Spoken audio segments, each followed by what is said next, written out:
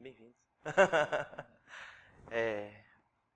A gente vai falar um pouco a respeito da natureza angélica, né? Sobre esse tema anjos, que na verdade é um tema pouco falado, principalmente mesmo dentro dos meios católicos e dos meios protestantes, mas é uma realidade, de fato eles estão aí, de fato é algo que é presente e patente em qualquer religião, na verdade, do mundo hoje. Se você for pegar, mesmo dentro do islamismo, do budismo, do hinduísmo, do zoroastrismo, todos eles, em algum grau, vão falar sobre a natureza angélica, né? Afinal de contas, se a gente for pensar, né, o que é anjo? O que seria um anjo? Se a gente pega o livro do Gênesis, na criação, né, e destrincha do ponto de vista simbólica a criação do mundo, né, houve-se a necessidade de criar algumas naturezas, né? Deus, que era ato puro, ele cria 3 naturezas patentes no mundo. Seria a natureza material, a natureza animada, seria a natureza da alma, e a natureza espiritual. Acontece que essas naturezas elas podem existir de forma isolada, né? Ou seja, se a gente pegar, por exemplo, um copo, uma caneta, sei lá, algum elemento material, puramente material, ele vai ter somente essa dimensão material, né? Eu consigo perceber algo somente de enxergar o seu limite material. Por exemplo, como é que eu sei que um copo é um copo? Ele não precisa me contar nada, né? Ele não precisa me trazer uma história. Se eu enxergo o limite material dele, eu sei o que é um copo, né? Se eu falo de um celular, né, eu sei que um celular é um celular por conta do limite material dele. Com um cachorro, por exemplo, eu não consigo fazer isso. Porque apesar de eu saber que um cachorro é um cachorro somente pelo seu limite material, eu não sei se é um cachorro bravo, se é um cachorro manso, se é um cachorro agressivo, né? Se eu posso passar perto dele ou não. Ainda que a materialidade me traga alguma mensagem, né? Um pincher, por exemplo, né? Vai me trazer uma materialidade não tão agressiva quanto um pitbull. Mas para eu saber de fato como é o comportamento daquele ser, eu precisava dessa segunda dimensão, que é a dimensão animada, o ânima, né? Seria a alma, entre aspas. Depois eu explico por quê, entre aspas. Mas seria como se fosse a alma, né? Aquilo que anima aquele ser. Essa é a segunda dimensão. Então, se eu sei o limite material e o limite animado, eu sei o que é aquela coisa. Acontece que tem um terceiro grau, né? Que é o que a gente chama de limite espiritual. Esse plano espiritual é aquilo que traz, e aí só o homem é capaz de, aqui, né? É aquilo que capacita o homem de dizer eu. Ele se torna capaz de dizer eu posso, eu sou, eu vou, né? Não depende basicamente de instintos, de somente algo que o anima, mas ele consegue algo além. Ele dá o próximo passo, que é ser capaz de dizer eu, né? Então, o cachorro ele não consegue, sei lá, se ele está com fome, ele vai comer, mas ele não é capaz de dizer que essa comida está ruim, eu podia buscar algo mais gostoso. Ele não tem essa opção, entende? Ele não consegue de fato se colocar naquela posição de decisão. A isso a gente chama de intelectos ou inteligência. É isso que torna o ser humano diferente do cachorro. Ele possui essa natureza de inteligência. Então funciona assim. Quando as coisas materiais que nós temos, né, elas só têm essa natureza material, nada a anima, né, nós não temos o que a gente chama de faculdades. O que são as faculdades? É aquilo que eu consigo acessar o mundo. As coisas, um copo, ele não precisa acessar o mundo, né? Ele não tem essa necessidade de acessar o mundo. Então, ele não tem nenhuma faculdade. Diferente de um cachorro. O cachorro ele tem que de alguma maneira, acessar o mundo. Porque ele vai ter que, né, se ele é animado, ele vai ter que interagir com as coisas que estão aqui, né? Ele vai ter que, por exemplo, comer algo ruim, né, que não tem um gosto bom, e rejeitar aquilo. Ainda que ele não possa falar assim, agora eu preciso buscar algo melhor. Ele não consegue dizer isso. Mas ele consegue rejeitar aquilo, né, ainda que por impulso, ainda que por instinto, né? Então ele começa a ter o que a gente chama de faculdades. Que faculdades ele tem? Ele tem a faculdade do senso comum, que é a primeira faculdade, são os 5 sentidos, né? E a segunda faculdade humana, que é a capacidade da razão, né? Ainda que seja ainda muito primitiva, ele começa a ter a razão. Ele começa a organizar as coisas, né? Por exemplo, uma coisa que tem um gosto bom é uma coisa que tem um gosto ruim. O cachorro ele sabe diferenciar isso. Você coloca uma comida ruim para ele, mas coloca um temperinho, alguma coisa, né? Quem é dono de pet sabe os detalhes, né?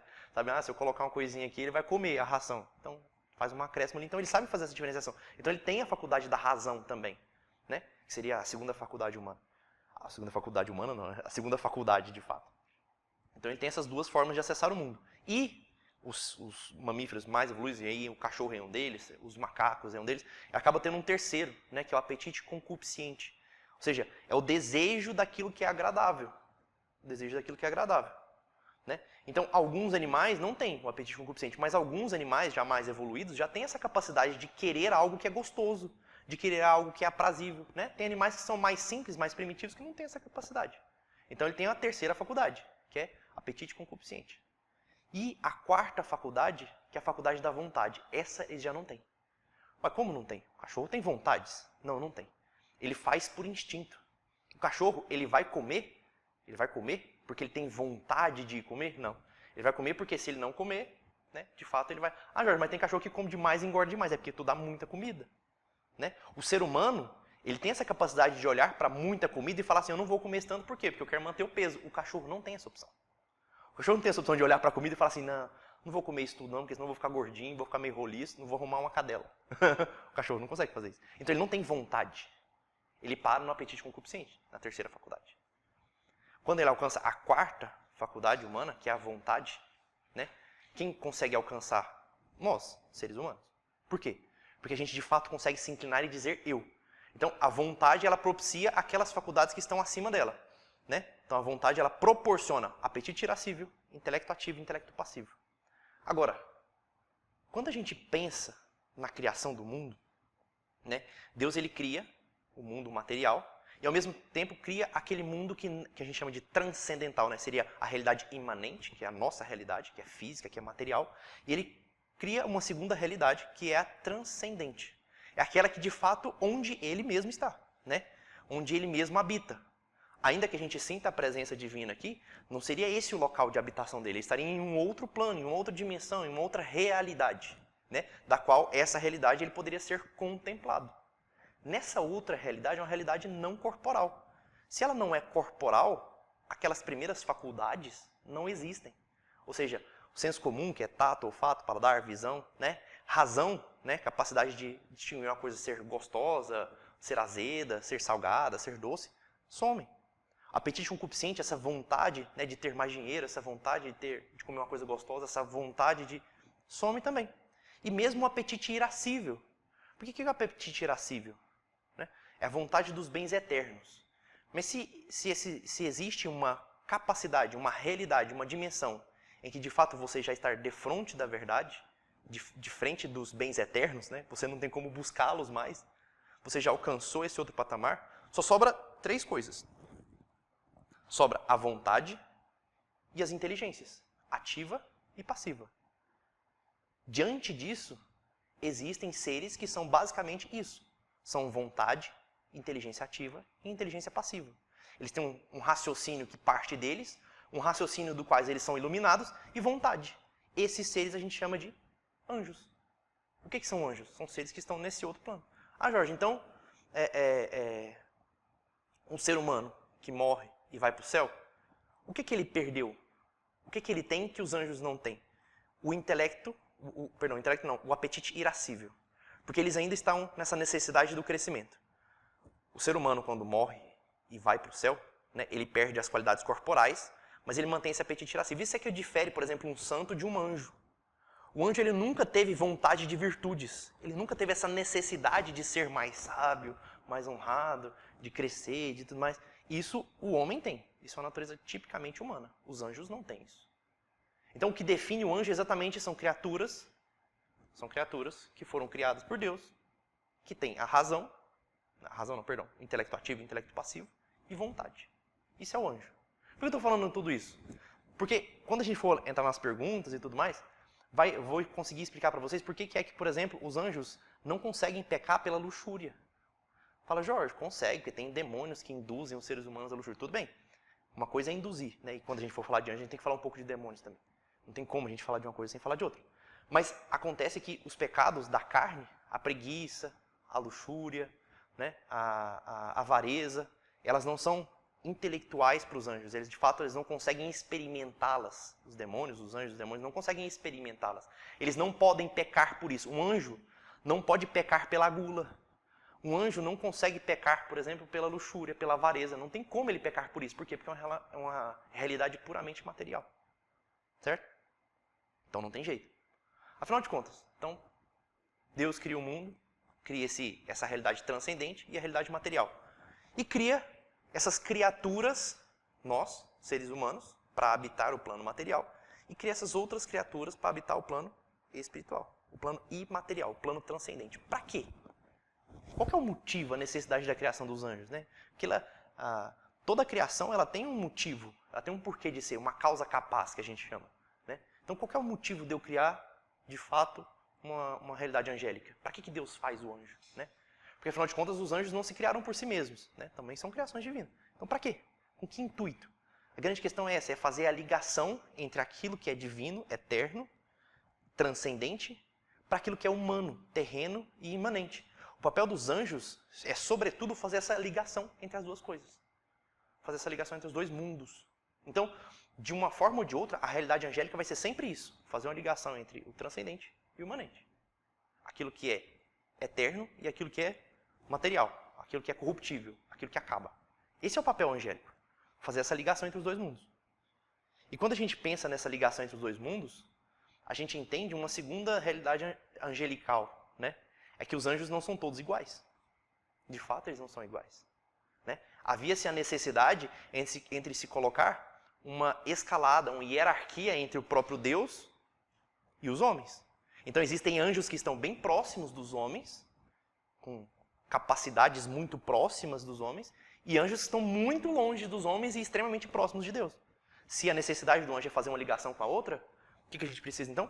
Uma escalada de anjos. Anjos que estão bem próximos de Deus e vão mandar nos anjos de classes inferiores, e anjos que estão muito próximos dos homens que vão receber essas ordens e transmiti-las para os homens. Entende? E de forma eu consigo criar essa ligação entre os dois. Fica mais fácil, digamos assim, fica mais palpável a transmissão da graça quando a gente pensa desse jeito. Então, aí se inicia um processo que a gente chama de hierarquia angélica. Afinal de contas, o que é a hierarquia angélica? São o que São Tomás de Aquino, e vocês vão ver que boa parte do que eu falar aqui, praticamente tudo que eu falar aqui, né, eu vou falar um pouquinho sobre Dioniso, né, Pseudo-Dionísio, Areopagita, São Alberto Magno, São Gregório Magno, mas principalmente São Santo Agostinho, mas fundamentalmente São Tomás de Aquino. Né? Por que São Tomás de Aquino? Porque é considerado o maior dos doutores da igreja, né, e foi quem encerra toda a causa. Né? Ele pega todas as questões a respeito dos anjos e encerra.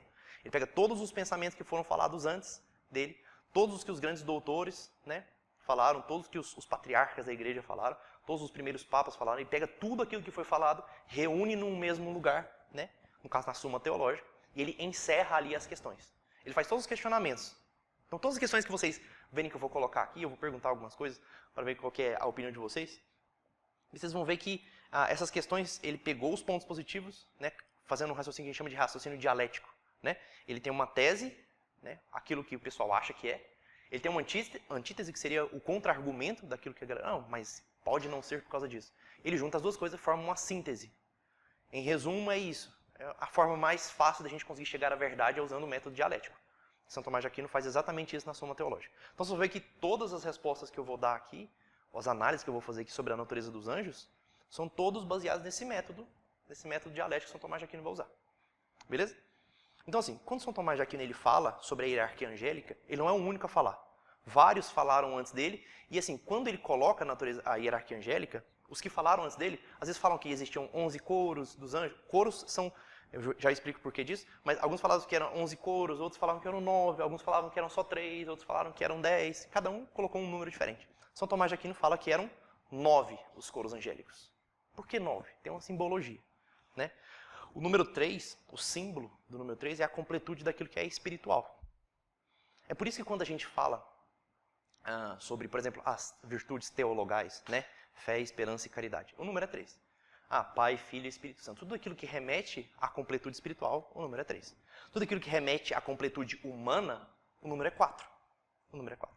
É sempre assim. Então quando a gente fala, por exemplo, quais são as 7 faculdades, eu comentei agorinha, né? São 7, né? Senso comum, razão, apetite concupiscente, vontade, apetite irascível, intelecto ativo e intelecto passivo. Os anjos têm quantas? 3.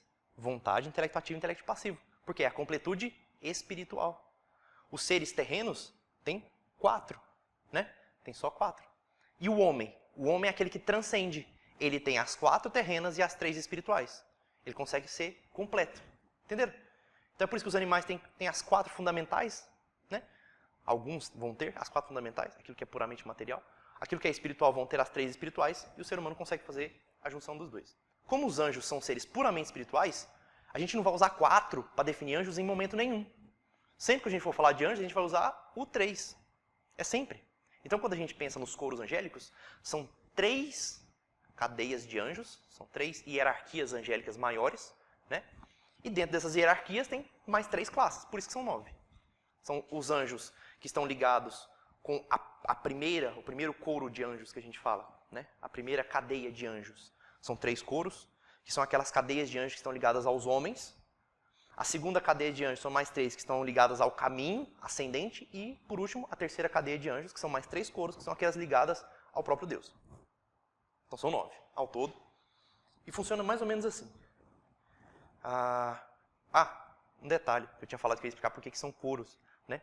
Quando a gente pensa na natureza angélica, não tem corpo. Não tem corpo, né? Não tem matéria.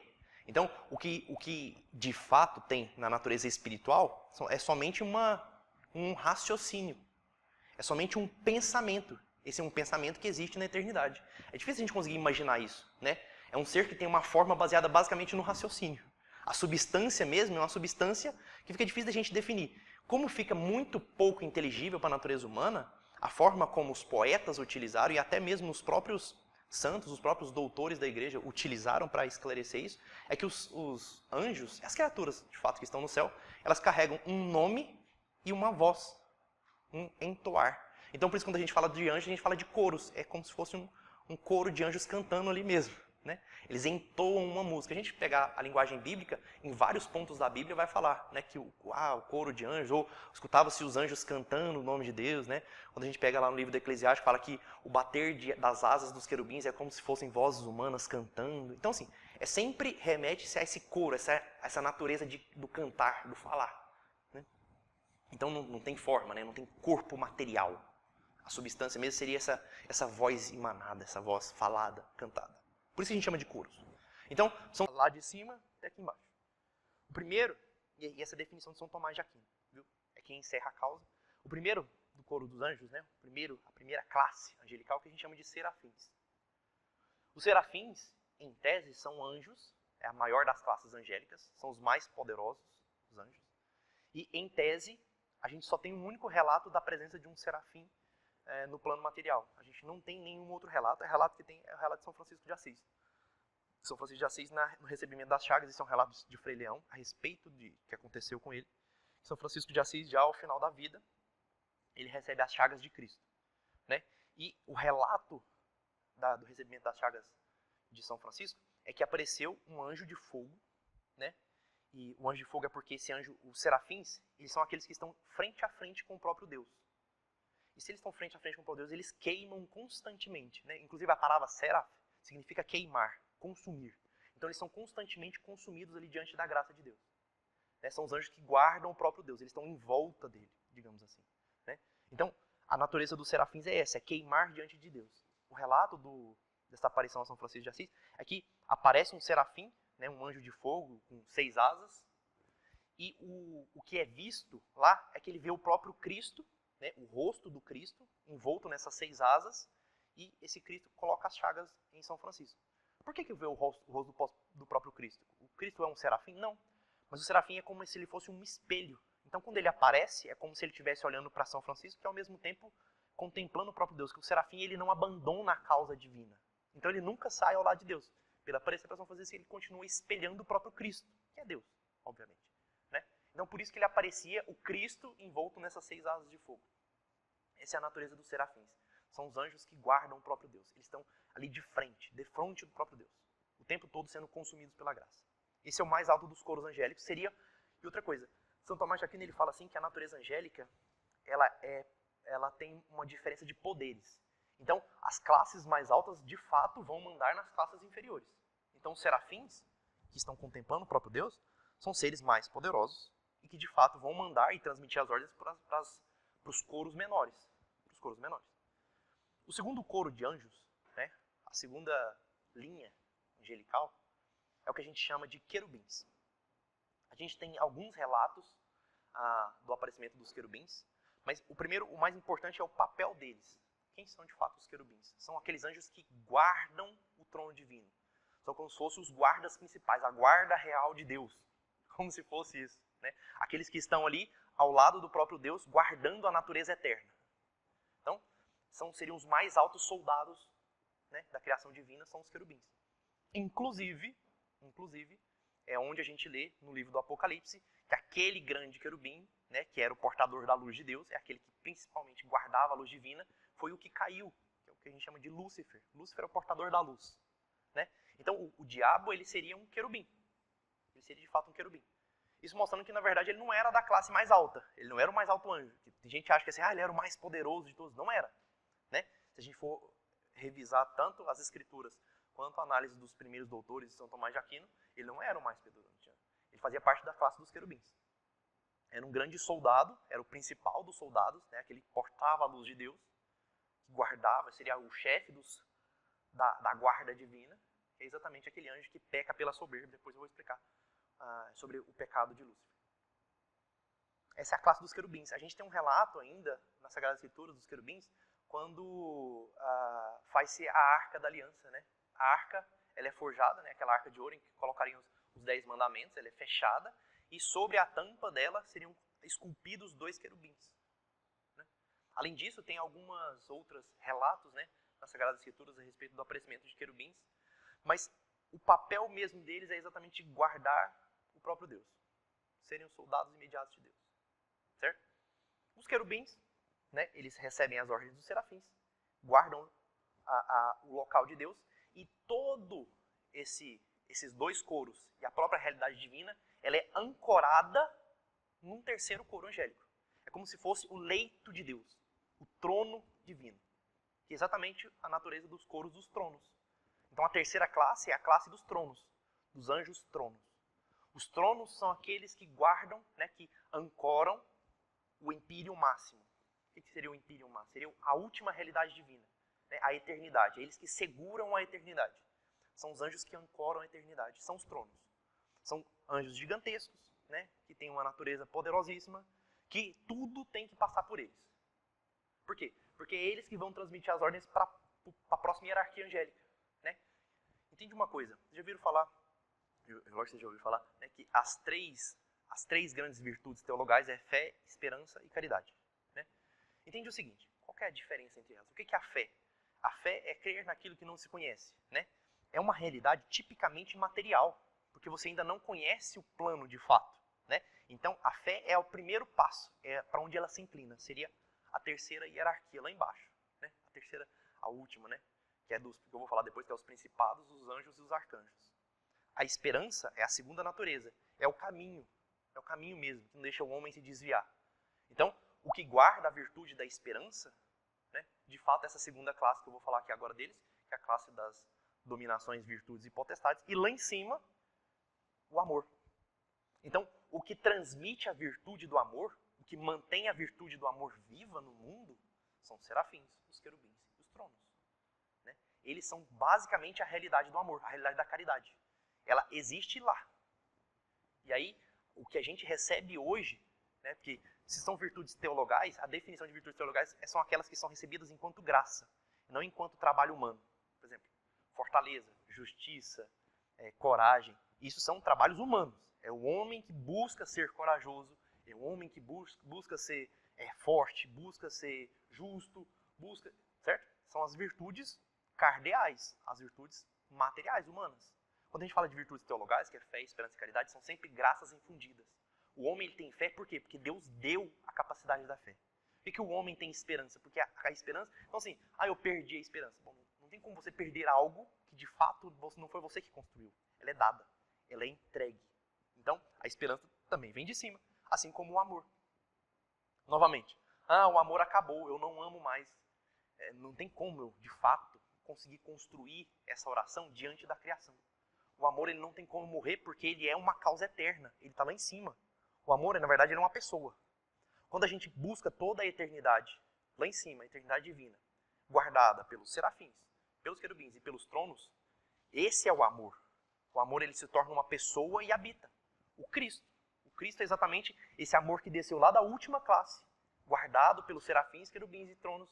Ele desce se faz carne, né, através de uma mulher, que a gente vai falar dela depois. Ele se faz carne e aqui ele habita no meio de nós. É para isso. Ele veio de lá. Esse é o amor. É a terceira virtude teologal. Certo? Agora, a segunda virtude teologal é a esperança. É o caminho. É aquele que espera alcançar.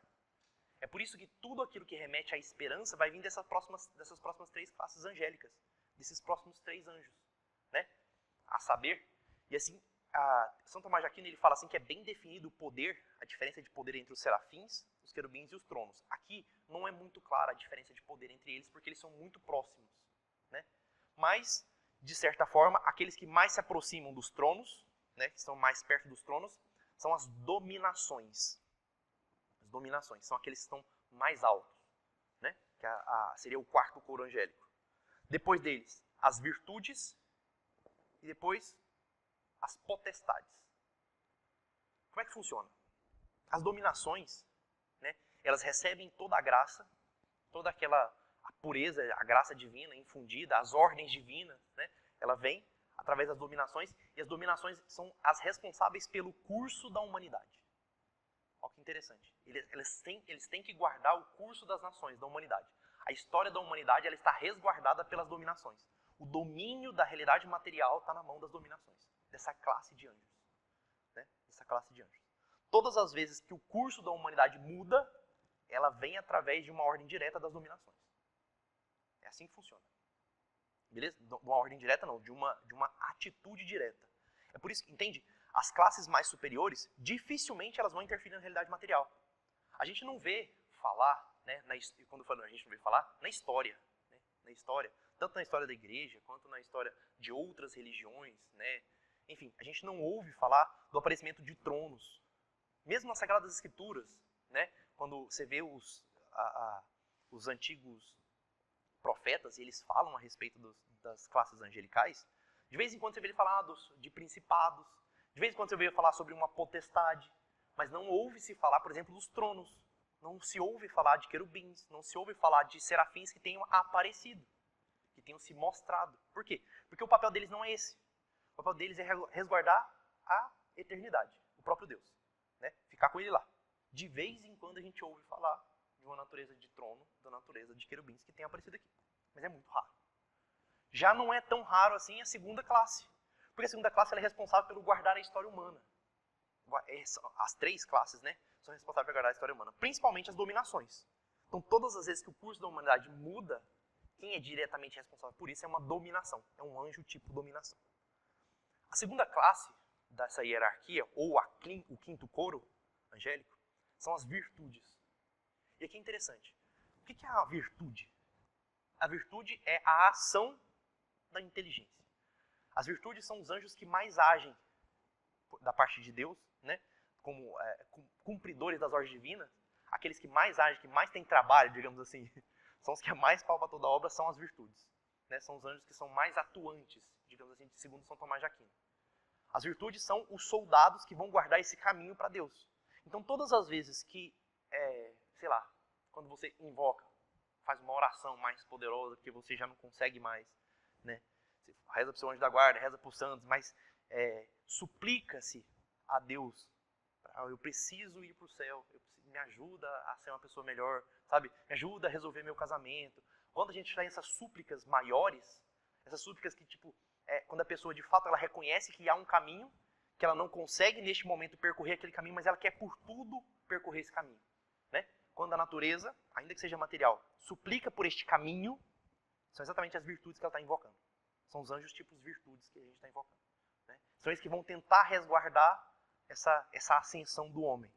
Quando há possessões demoníacas ou qualquer coisa do tipo, os anjos que costumam agir sobre isso, geralmente são os anjos tipos virtudes, que impedem que aconteçam as afrontas demoníacas, digamos assim, que seguram a natureza diabólica, a maioria das vezes são os anjos tipo virtude. Entenderam?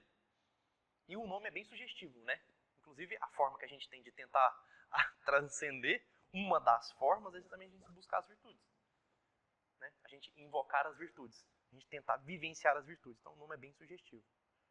Depois deles, né, que são aquela classe que de fato vai interagir mais com a natureza, o terceiro coro angélico, né? Que agora seria o sexto coro.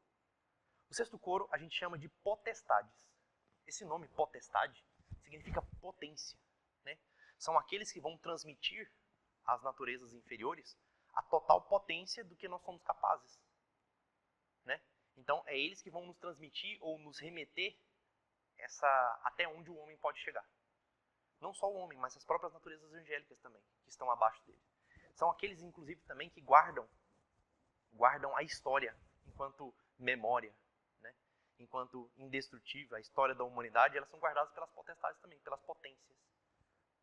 São esse último coro que vão passar ordens diretas para o próximo coro, que agora sim, essa próxima hierarquia, esse próximo final, essa próxima cadeia de anjos, que são as três últimas, elas interagem constantemente com os seres humanos. Constantemente com a natureza humana, com a natureza material, né? Que é aqui onde tem o maior número de anjos. Né? A quantidade de anjos aqui é muito grande. Muito, muito, muito, muito grande. Quanto? Impossível a gente dizer, né? Logicamente. Mas se vocês forem pensar, né, só pensando em anjos da guarda, por exemplo, que a gente vai falar daqui a pouco, só de pensar em anjos da guarda, os anjos da guarda, todas as pessoas que já existiram em algum momento tiveram um anjo da guarda. Então, a quantidade de anjos é realmente uma coisa inimaginável, ininteligível para o homem. Mas é fato que a gente tem poucos anjos nas classes mais altas e muito mais anjos nas classes mais baixas, né? Então, como é que funciona a terceira cadeia, né? Que são as três classes mais inferiores. O primeiro deles são os principados. Os principados ou os príncipes, né? Os anjos tipo príncipes. Os principados, eles são aqueles anjos que vão guardar, por exemplo, as cidades, os estados, os países. Entende? Olha o tanto que isso é interessante. Quando a gente vai falar sobre a natureza angélica, e São Tomás de Aquino não fala, mas existem estudos que vieram pós São Tomás de Aquino, ele já dava uma ideia sobre isso, né? Mas existiram muitas teorias e alguns santos, inclusive, que falavam sobre isso, né? Que tudo aquilo que a gente vê hoje, em algum grau, é um anjo que guarda. Por exemplo, a coragem. A coragem humana é uma virtude. Quem guarda a coragem como um todo, enquanto pensamento de coragem, é um anjo tipo virtude. Quando a gente pensa, por exemplo, no mar. O mar. Tem um anjo que guarda o mar, o oceano? Tem um anjo que guarda o oceano. Seriam as potências. Uma potestade é o que guarda o mar, como um todo. Existe uma potestade só para o mar. Existe um anjo que guarda as artes? Existe. As artes é um tipo de virtude. Né? Então, um anjo tipo virtude é o que guarda todas as naturezas das artes. Então, para tudo, existe um anjo que guarda aquela realidade. Entende? Existem anjos que guardam as profissões, um anjo para cada profissão. Um anjo para cada papel, um anjo para cada país, para cada cidade, para cada povoado, para cada nação. Para cada um desses tem um anjo específico para aquela realidade. Por quê? Porque elas vão se comportar de forma independente. Então, há necessidade daquela vigia divina o tempo todo. Então, Deus vai designando anjo para tudo. Você vai cuidar disso, você vai cuidar daquilo. Ele vai separando a galera. E aí funciona de forma hierárquica, igual um exército. Tem aqueles primeiros generais e aqueles que estão aqui mais embaixo. Aqueles que estão aqui mais embaixo, então, são os principados, né? Que geralmente são aqueles que guardam locais, cidades, povoados, né? Inclusive, tem uma santa da igreja, Santa Gema Galgani, ela fala assim que as casas que são muito abençoadas, em que se vive os sacramentos, em que o esposo e a esposa, elas realmente procuram viver a fé e contagiam as outras pessoas, né? São famílias santas. Fala assim que Deus envia da parte dele um principado para essas casas. Então tem um anjo principado que guarda aquela casa, especificamente, dada a importância daquela família. É interessante isso. Pensar assim, nossa, nós alcançamos um padrão tão alto aqui em casa que Deus mandou um anjão diferenciado. Então, Santa Gema Galgani que fala isso. Principados são, então, essa primeira classe que recebe as ordens diretas das potências, das potestades. E sobra as últimas duas, né? Que são os arcanjos e os anjos. Então, Jorge, eu achei que os arcanjos eram os mais, né? alto nível, porque a gente vê muito falar deles. A gente ouve muito falar dos arcanjos exatamente porque eles são o último nível. Estão muito próximos dos homens, interagem muito com a natureza humana e, de fato, eles estão aqui mais próximos, por isso a gente ouve falar muito, né? Ao que tudo indica, né, seriam os principados, os arcanjos, seriam 7. né? Isso a gente tem alguns dados que falam a respeito disso. No próprio Apocalipse fala que seriam 7 os arcanjos. A gente ouve 3 deles nas Sagradas Escrituras. A gente ouve o nome de 3 deles nas Sagradas Escrituras, né? O primeiro deles é quando aparece para Tobias, né? Que seria o arcanjo Rafael. O segundo que aparece, aliás, o primeiro, na verdade, que aparece não é o para Tobias. O primeiro que aparece, que é comentado, né? E principalmente no Apocalipse, ele vem um nome dele muito grande, que é São Miguel Arcanjo, né? O arcanjo Miguel seria o chefe das tropas angelicais. O arcanjo Rafael, que é aquele mensageiro que aparece para Tobias, e o arcanjo Gabriel, que seria aquele que aparece em A Virgem Santíssima, né? O anjo anunciador, aquele que anuncia a salvação da humanidade. Então, são os 3 que a gente sabe. A Igreja Ortodoxa, ela ainda cita mais um, né, mais um nome, né, mas são só eles que falam a respeito dessa. 3 ninguém fala a respeito, né, não tem dados. Já ouvi falar que é Ariel, Uriel, não sei o que e tal. Tem alguns textos apócrifos que falam sobre o nome deles, mas não tem nada muito definido, então não vale a pena, não tem por que eu falar, porque se não é falado, não é tido como verdade, não tem por que eu ficar comentando. Mas realmente tem alguns textos apócrifos, né, que falam a respeito do nome desses outros 3 arcanjos, digamos assim. O papel dos arcanjos é extremamente bem definido, é dar a ordem para os anjos. É aqueles que vão ser os últimos generais, os generais imediatos. Por que eles são muito importantes? Por que eles são extremamente importantes? Porque ao se ter contato direto com os anjos, eles estão no meio da guerra. Você consegue entender? É como se aqui eu tenho um general de batalha. Tem alguém que está ali dentro da batalha. Que está o tempo todo ali junto com os soldados. Certo? É os chefes de tropa. É por isso que os arcanjos de fato são importantíssimos perante a natureza humana. Né? Diferente, por exemplo, da natureza dos serafins. A gente não ouve falar e parece que é uma coisa pouco inteligível para o homem, porque está muito longe. Né? A natureza deles é muito distante. É muito distante. Sabe? O papel deles não é, de fato, interferir na causa humana. O papel deles é outro. É guardar a causa divina. O olhar deles está voltado para outro lugar. O olhar dos anjos, dos arcanjos e dos principados é exatamente para o homem.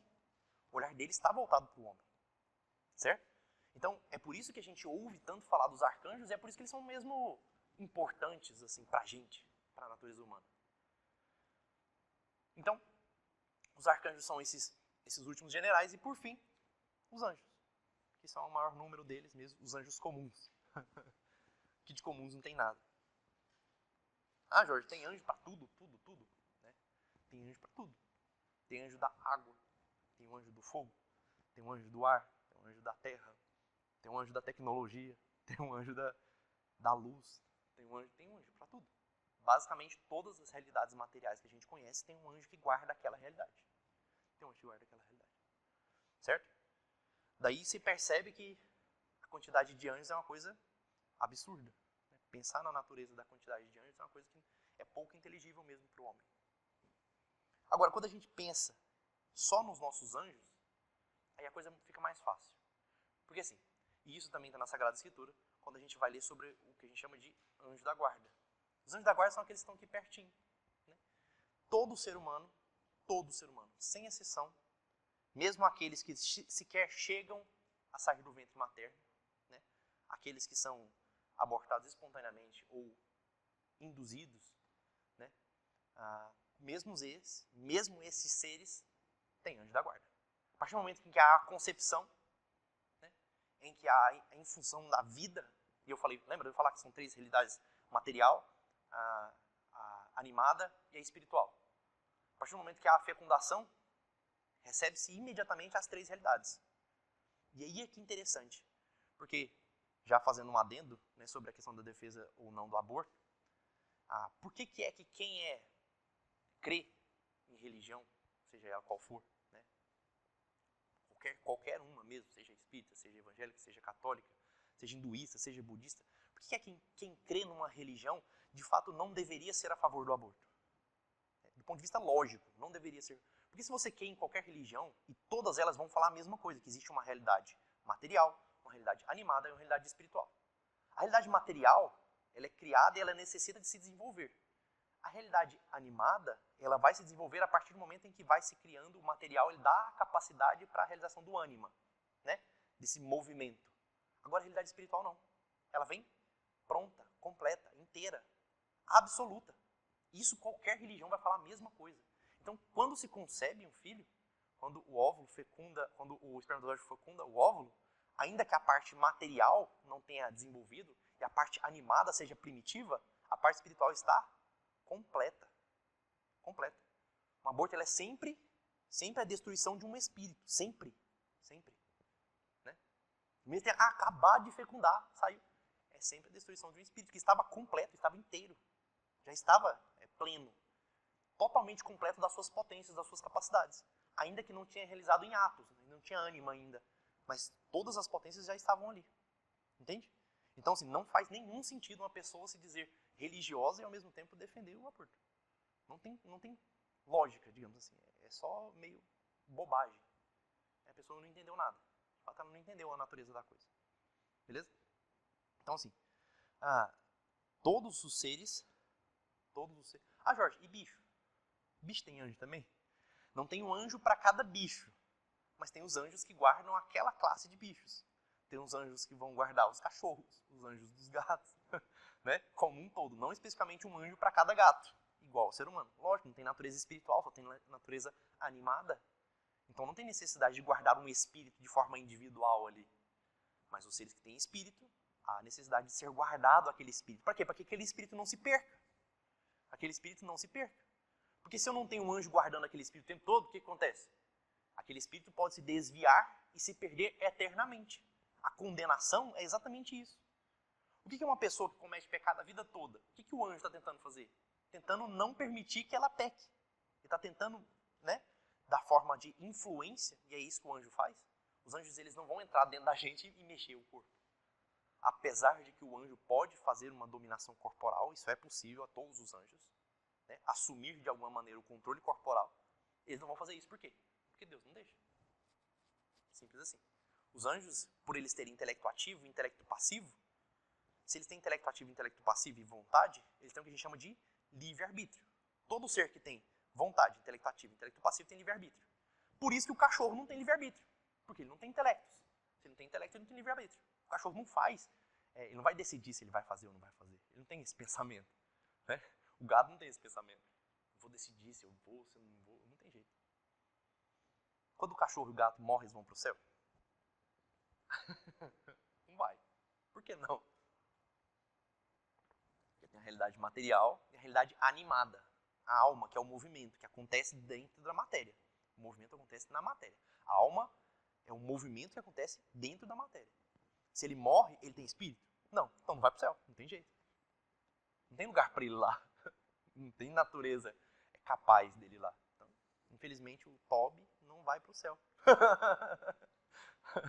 Ele não vai chegar lá. Certo? Os anjos da guarda, então, são aqueles anjos que são designados para tudo aquilo que tem espírito, vai receber um anjo da guarda. Um anjo que vai guardar aquele espírito para que ele não se perca. Mas pode ser que ele queira se perder. Né? Se ele quiser se perder, aí é uma escolha. É isso que se dá o livre-arbítrio.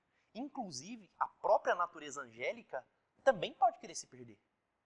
Na verdade, tem uma coisa interessante aqui. São Tomás de Aquino, ele fala assim que a natureza angélica, ela pode querer se perder, ela já não pode mais. Então, o anjo não pode mais se tornar demônio. Os anjos que se tornaram demônios foram aqueles que pecaram no início. Foram aqueles que ainda não estavam completos. Deus faz a criação, nascem-se os anjos e a realidade material ao mesmo tempo. E aí, naquele momento, decide-se aqueles que iriam obedecer plenamente a Deus e aqueles que iriam querer ser como Deus, né? Iriam querer ocupar o lugar divino. E pecaram eternamente pelo orgulho, pela soberba e caíram eternamente. Agora, os anjos que ficaram, não dá para pecar mais. Não está acontecendo mais o movimento. Tem uns anjos que sobrou assim, mas eles estão meio pensando. Vai cair, se não vai cair. Não tem como mais. Né? Eles caíram originalmente. Agora já não há mais queda de anjos. Os anjos caíram. Os que não caíram, estão bem lá. Certo? Quantos se tornaram demônios? Foi mais anjo, sobrou mais bom ou mais ruim? Pelas Sagradas Escrituras sobraram mais bons. Né? Se a gente for ler nas Sagradas Escrituras lá, Apocalipse 10 vai falar assim que 1/3 é o diabo, né? Seria Lúcifer, caiu, e a serpente original, né, o dragão original, que enfrenta a mulher, Né? Aparecerá então um grande sinal do céu, uma mulher revestida de sol, né? Sobre a cabeça uma coroa de 2 estrelas, a lua sobre os pés, e estará para dar a luz a um homem que virá para governar com cetro de ferro. Ela enfrenta um dragão, aparece Miguel, né? E aquele dragão, ele varre com a cauda uma terça parte do céu. Quando fala isso, a simbologia apocalíptica está falando que 1/3 dos anjos, de fato, foram precipitados no inferno. Precipitados no inferno é uma simbologia também, né? Que o inferno não é um lugar lá embaixo. Né? É um local fora da graça divina. Quanto mais longe da graça divina, mais no inferno está. É por isso que se 1/3 dos anjos foram precipitados no inferno, eram todos anjos? Anjinhos? Tipo anjo da guarda? Não. Alguns eram maiores. Alguns poderiam ser arcanjos, poderiam ser principados, potestades, virtudes, dominações, tronos e querubins. Serafins? Não. Porque o primeiro dos anjos que caiu foi um querubim. Então dali para baixo, se os querubins, eles... É sempre assim, as hordas angelicais maiores dão ordens às hordas inferiores. Então, um querubim não conseguiria arrastar um serafim dentro do pecado da soberba. Os serafins estão lá todos queimando. Nenhum caiu. Nenhum serafim caiu. Mas, de querubim para baixo, uma galera caiu. É por isso que existem grandes demônios e pequenos demônios. Tem uns que são mais tranquilinhos. Tem uns que são mais bestinhas, mais bobinhos. Tem outros demônios que são extremamente poderosos. Quando a gente estuda demonologia, né, o estudo da demonologia é exatamente o estudo de fazer-se essa análise, né, de que tipo de demônio que está naquele lugar. Por exemplo, vou dar um exemplo para vocês. Vocês já ouviram falar vários já ouviram falar de possessão demoníaca. Né? As pequenas possessões demoníacas, né, geralmente elas são causadas por anjos maiores. Por quê? Porque eles conseguem controlar um corpo humano. Para controlar um corpo humano, a necessidade de uma ação demoníaca grande, realmente grande. Geralmente são as virtudes. As virtudes que caíram, né, ou as potestades que caíram também, elas conseguem dominar um corpo humano. Mas quer ver outra coisa? Por exemplo, quando tem infestação. Infestação demoníaca é uma definição de quando se tem a impressão de que um espírito maligno domina um lugar. Seria uma casa mal assombrada. As infestações demoníacas geralmente são por principados. Lembra? Os principados são aqueles anjos que guardam os locais, a casa, uma cidade, um país. Então, geralmente, quando se tem uma infestação, é um demônio tipo principado. Então, assim, os demônios também não são iguais. Assim como os coros angélicos não são, os demônios também não são. Tem demônios bem ruins e demônios mais ou menos ruins. Outros fraquinhos, digamos assim. Certo? Entenderam a diferença? Quando a gente ouve falar de expulsar demônios, né, de rituais de exorcismo, quando se estuda a respeito dos rituais de exorcismo, tem uma coisa que é interessante. E às vezes, o sacerdote que vai fazer o ritual de exorcismo, quando ele indaga aquela pessoa que está possuída, 2 coisas precisam acontecer. Primeiro, ele precisa entender quantos demônios tem ali. Não tem como o sacerdote expulsar aquele demônio sem entender quantos tem. Né? Então, acontece, às vezes, de vários demônios possuírem o mesmo corpo. Né? Tem vários relatos na história da igreja de, nós somos muitos, nós somos uma ordem inteira, né, dentro de um único corpo. Esse é o primeiro movimento, ele precisa saber quantos tem. A segunda coisa que o sacerdote precisa saber para poder expulsar é ele saber quem é o chefe. Então ele precisa ir indagando até ele descobrir um nome. Por que tem que descobrir um nome? Lembra que eu falei? A realidade espiritual não tem forma, não tem substância mesmo. Né? A essência espiritual, ela vem através de uma voz, de um coro, de um canto e de um nome. O que a gente carrega é só o nome.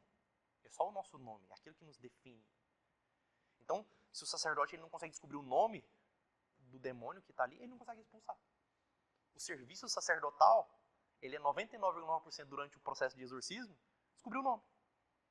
Obrigar aquele demônio a falar o seu próprio nome. A partir do momento que ele entrega o nome, resolve-se o problema.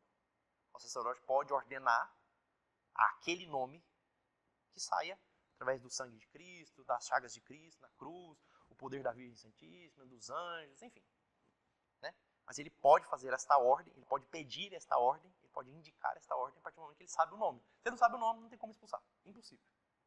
Impossível. Não existe expulsão demoníaca sem se descobrir o nome daquele demônio. Estranho, né? Interessante?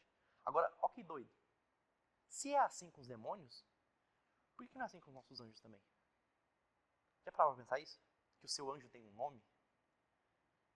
Pois é. As pessoas que de fato elas têm uma grande intimidade em oração com Deus são as pessoas que de fato conseguem escutar o nome do seu anjo. Não dá para descobrir o nome? Dá. Os grandes santos descobriam os nomes dos seus anjos. Já ouviram falar, todo mundo já ouviu falar das histórias, quem é católico, todo mundo já ouviu falar das histórias de Padre Pio, né? Que Padre Pio enviava seu anjo. Como é que eu vou enviar meu anjo? Esse papel de enviar o seu anjo, a partir do momento que você sabe o nome dele, você pode pedir ao anjo que ele vá até determinado local. Inclusive eu vou começar a responder umas perguntas aqui, que eu já bolei algumas. Eu queria saber se vocês sabem as respostas das perguntas, porque são perguntas interessantes. Mas uma delas já é essa, né? Um anjo pode se deslocar? O anjo ele está presente em todos os lugares? Ao mesmo tempo? Não. Não está. É por isso que, assim, a gente acha que, quando a gente pensa nos grandes anjos, nos arcanjos, nos santos, a gente pensa que, não, eles estão aí o tempo todo, a gente invoca, eles já vêm, já está ali do lado. Não, não é assim que funciona. Né? Não é assim, não é um negócio rápido, assim, expresso. Ele está ocupado fazendo outras coisas, resolvendo outros problemas. Então, essa é uma necessidade de uma priorização. Então, às vezes você invoca São Miguel Arcanjo, mas ele está meio ocupado, está resolvendo uns BO. Vai mandar alguém no lugar. Quem tem uma boa intimidade com a natureza angélica vai saber quem está ali. E diante do reconhecimento da natureza angélica diante de você, né, perante você, aquela substância angelical perante você, há a capacidade humana de pedir ou de entender. O que que os santos alcançam ao final da vida? Uma intimidade com Deus. Através de quem? Dos anjos. Seu anjo da guarda. Seu anjo da guarda. Né? Santos igual São Padre Pio, ainda criança, ele escutava do seu anjo da guarda o que fazer. Qual seria o melhor caminho. Entende? Entende que o livre-arbítrio ainda era dele. Ele ainda podia se decidir para onde ir, o que fazer, que caminho tomar. Né? Ele ainda podia se decidir qual rumo tomar. Mas, a partir do momento que ele tem alguém que sabe, que desfrutou da verdade, fica muito mais fácil. Então, isso é uma coisa que a gente não aprende na catequese. A gente não aprende na igreja. A gente aprende em pouquíssimos escritos. Mas se a gente for pegar as leituras e os textos dos grandes doutores, dos antigos doutores da patrística, né, dos antigos doutores da igreja, os grandes doutores, São Tomás de Aquino, Santo Agostinho, né, Santo Alberto Magno, São Gregório Magno, esses caras eles vão falar insistentemente sobre a necessidade do ser humano ter uma intimidade grande com seu anjo da guarda. Insistentemente. Né? A ponto que o nosso anjo da guarda ele deveria ser invocado diariamente. Diariamente. Talvez não tenha uma forma melhor do ser humano conseguir se guiar, né, como entender qual seria o melhor caminho a ser trilhado para que ele possa crescer enquanto natureza humana e alcançar a natureza divina, né, quando morrer. A melhor forma seria, de fato, eu escutar da boca do próprio anjo. Ele está ali para isso. Vocês entendem? Ele está ali para isso. O anjo, assim como o demônio, a maioria dos demônios comuns, né? Eu falo de demônios pequenos. Os demônios pequenos, que eram anjos antes e se tornaram demônios, eles têm a capacidade de entrar num corpo humano e dominar aquele corpo? Não tem. Quem tem capacidade de dominar um corpo humano? As potestades, as virtudes, as dominações. Esse pode entrar num corpo humano e dominar aquele corpo. Né? Eles estão naquela segunda classe angélica. Agora, os anjos, não. Mas esses anjos são os grandes inimigos. Por que eles fazem? Eles dão uma ideia. Eles plantam uma semente. Eles plantam de fato uma semente. Eles colocam uma sementinha ali e deixam crescer. Deixa aquela coisa... Então, sei lá, um marido não gosta de determinado assunto. Né? E a esposa sabe que ele não gosta daquele assunto. Sabe que vai dar briga se falar sobre aquilo. Aí vem ali, alguém planta uma sementinha para ela lembrar daquele assunto e ela começa a falar numa hora inoportuna. Aí vira uma briga danada. Quem plantou aquela sementinha para que a discussão acontecesse e daí surgisse um pecado? Um demônio. A ação demoníaca é isso. É basicamente isso. O demônio faz alguma coisa? Não. Ele planta uma semente, ele dá uma ideia. Ele joga uma ideia. E se você falasse sobre isso? Sabe assim? E se? Você não estava nem pensando naquela ideia. Né? O vício da bebida. O cara é viciado na bebida, ele conseguiu largar o vício, está lutando, não sei o quê, não sei o quê, não sei o quê. O que é o papel demoníaco? Ele passar em frente a uma adega e ele falar, Você viu? Tem um vinho que você gosta. Você viu? Tem aquela cerveja que você gosta. E a pessoa volta o olhar. É só isso. A influência demoníaca maior, mesmo, grave, é essa. Porque, vocês entendem? Se um ladrão entra numa casa, se um bandido entra numa casa, ele não vai chegar batendo panela. Ele não vai chegar gritando, tô entrando, tem gente.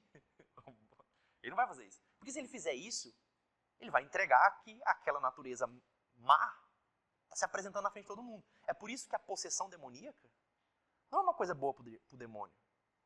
Não é uma coisa boa. Ela tem que ser uma permissão divina. Todas as possessões demoníacas têm que ser uma permissão divina. Tem que ser uma permissão divina. Necessariamente. Porque é como se Deus falasse assim, vai lá, chega batendo panela. Quando ele aparece, é muito mais pedagógico um demônio aparecer para todo mundo vê um demônio, encarna o demônio no cara lá, o cara sai subindo na parede. Se tiver um ateu na sala, na hora ele converte. Na hora ele vai bater o olho assim, filho, vou rezar umas 2 Ave Maria aqui agora. Na hora ele vai se converter. Mas é lógico. É lógico. É por isso que essas altas classes demoníacas, não é saudável para elas também se entregar, se aparecer, né? Possuir alguém. Né? Não é interessante para eles. É interessante aquele papel dos demônios mais baixos, que eram pequenos anjos. É o plantar a semente. É a tentação.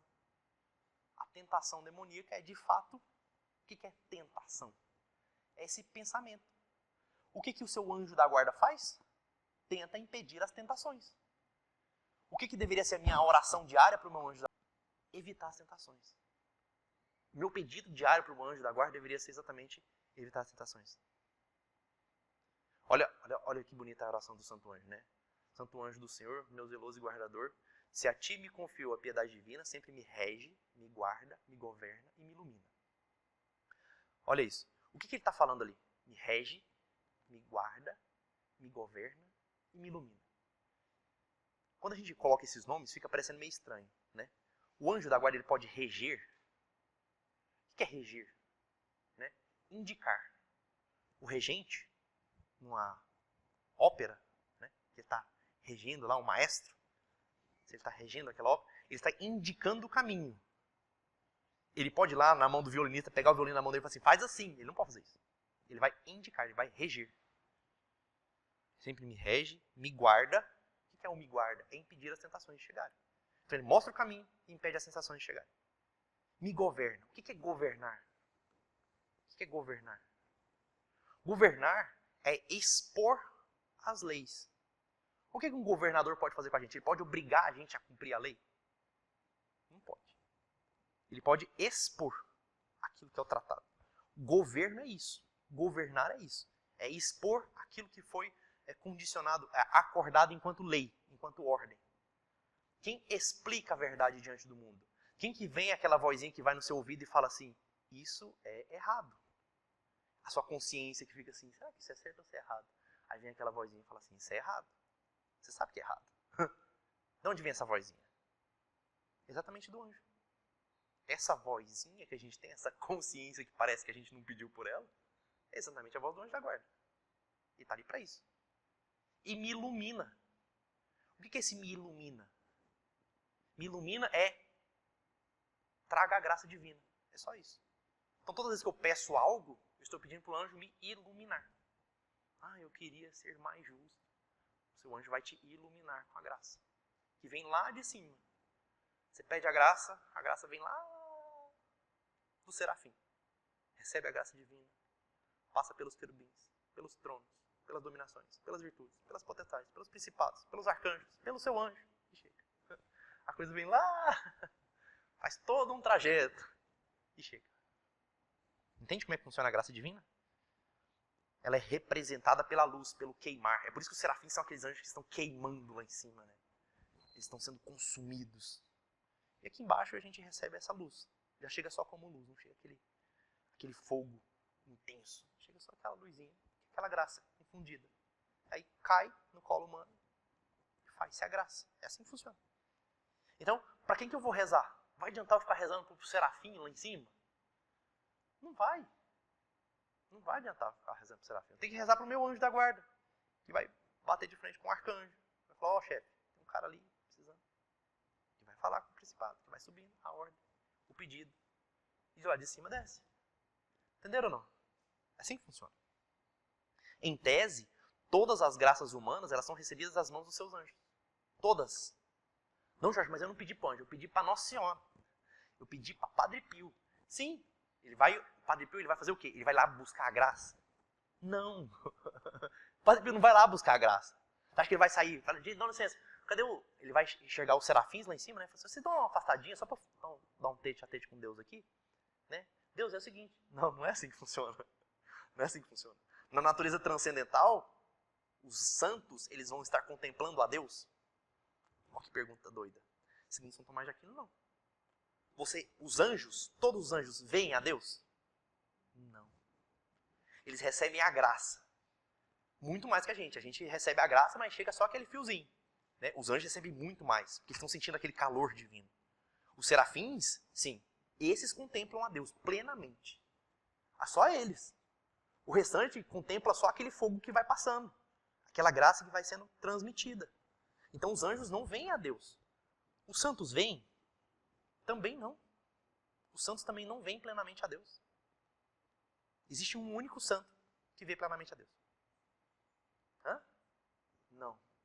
Só um único santo que consegue de fato contemplar plenamente a Deus, que está lá. A Virgem Santíssima. Só ela. Ela transpassa a natureza humana. Ela foi além. A natureza humana e a natureza angélica. Né? A Virgem Santíssima ela é diferenciada exatamente por isso. É por isso que o culto dado a Deus é o culto de latria. Daqui a pouco a gente vai falar sobre ela, mas o culto dado a Deus é o culto de latria. O que é latria? É conhecer a Deus como eterno, como todo-poderoso, como Senhor de tudo. Né? Idolatria é achar que um ídolo pode ser o criador de tudo. Certo? Então, o culto dado a Deus é o culto de latria. O culto dado aos santos é o culto de dulia, que é de devoção. Não é achar que um santo é Deus, mas é achar assim, esse cara tentou, se esforçou e chegou próximo, né, do comportamento daquilo que Deus espera. Isso é o culto de dulia, devoção.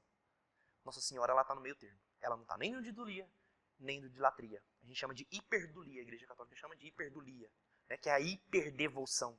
Por quê? Porque, de fato, o culto de dulia é dado a todos os anjos. E ela não está ali. Ela está acima. A única que, de fato, conseguiu alcançar esse nível máximo e está lá, inclusive acima dos próprios serafins, é a Virgem Santíssima. É por isso que ela colhe a graça direto. Entende por que orar a um santo não é igual a orar a Nossa Senhora? Quando você ora a um santo, vou rezar para São Padre Pio e pedir uma graça. Uma oração forte? Com certeza, ele está lá. Ele está recebendo a graça. Ele recebe a graça, né? Ele está esquentando-se da graça. Diante da graça, diante da eternidade, ele pede. Tem um filho meu que está pedindo. Ele pede.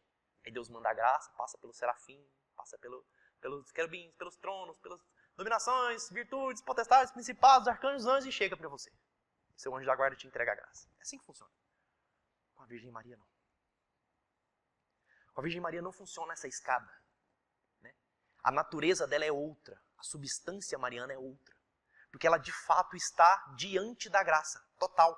Ela está acima dos serafins. Ela está diante do próprio Deus, queimando diante do próprio Deus. Entende? Quando se há uma oração a Nossa Senhora, ela não vai ter esse caminhado todo da oração que sobe, colhe a graça e a graça vem.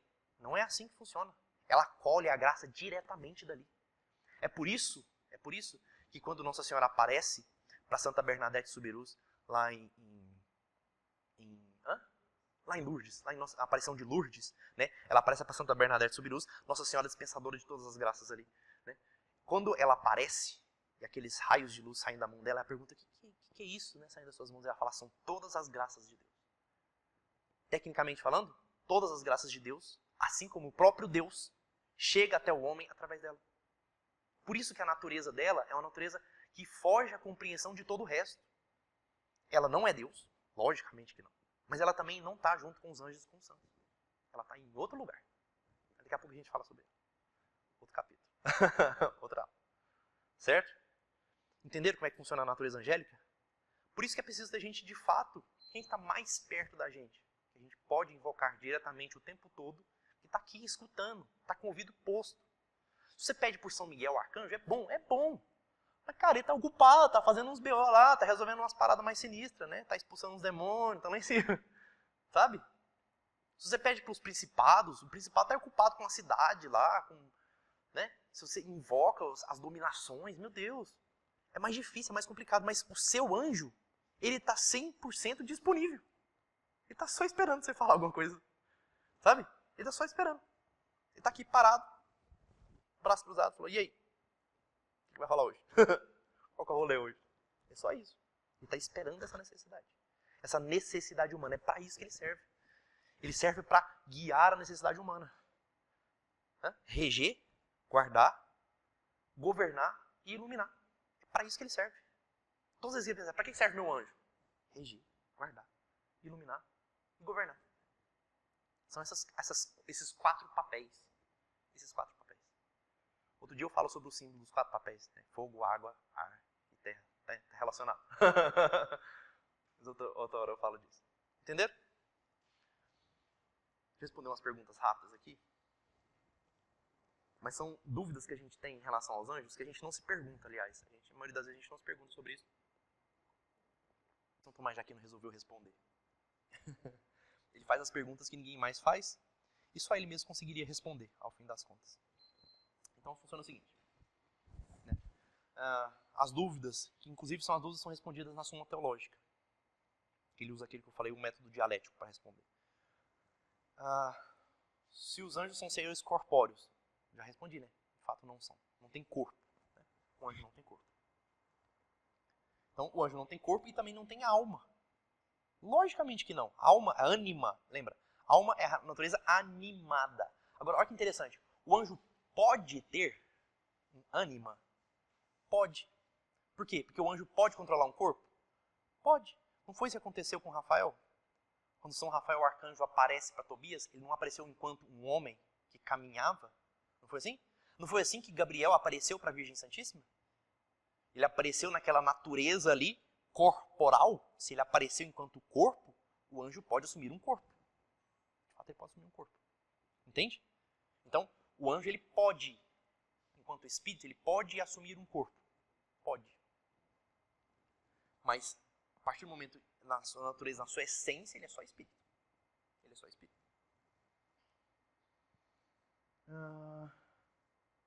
Falei aqui, né, os anjos diferem pela espécie. Vocês entenderam que existem, enquanto espécie não, enquanto função e poder e natureza. Então, tem anjos muito poderosos e anjos menos poderosos. Né? Anjos que experimentam plenamente da graça divina e anjos que experimentam menos da graça divina. Os anjos são incorruptíveis? Os anjos hoje são incorruptíveis. Tanto do ponto de vista espiritual quanto do ponto de vista material. Material eles sempre foram, porque eles não têm corpo, então não tem como corromper, não tem como morrer. O anjo não morre. Do ponto de vista espiritual, eles não são mais corruptíveis. Na criação inicial, alguns anjos se corromperam, né? Enquanto intelectuais. Podem assumir corpos, né? Assim como os demônios, eu falei. Né? E não necessariamente quando eu falo assumir corpos, fica parecendo que ele possuiu alguém. Jorge, você está dizendo que talvez quando Gabriel apareceu, pode ser que Gabriel ele tenha possuído alguém que já existia ali? Tipo, uma pessoa que estava passando ali, ele possuiu aquela pessoa, apareceu para Nossa Senhora, falou com ela, depois vazou e soltou e deixou aquela pessoa e a pessoa não sabe o que aconteceu? Pode. É muito possível que as aparições angélicas possam acontecer assim também. Assim como são as possessões demoníacas. Entende? Então, é possível que um arcanjo tome um corpo e apareça? Pode. Agora, quando ele aparece, ele precisa se diferenciar em algum momento. Quando Rafael aparece para Tobias, ele não se diferenciou, ele era igual um homem. Mas quando Gabriel aparece para a Virgem Santíssima, ele aparece com asas.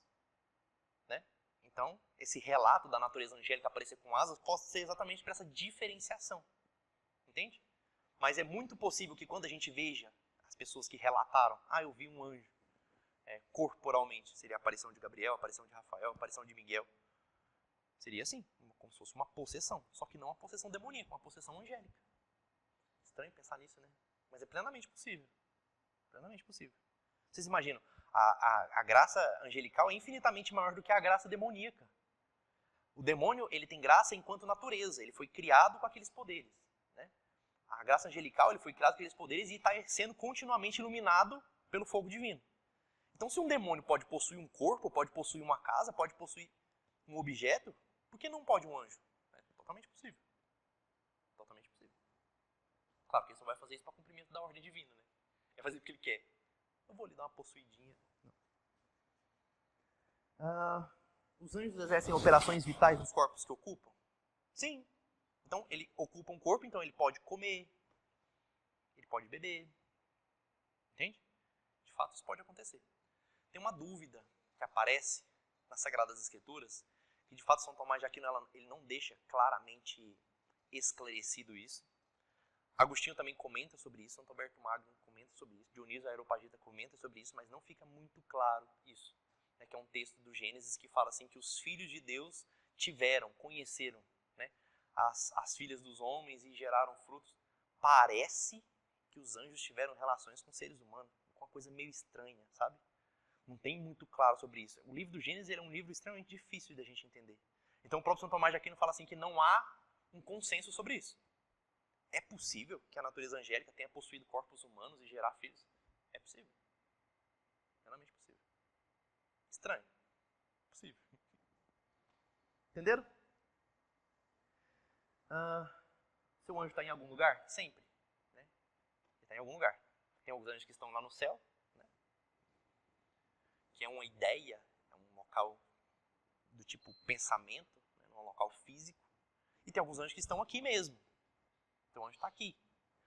Né? O teu anjo da guarda vai estar sempre com você. Sempre, sempre, sempre. Menos numa ocasião.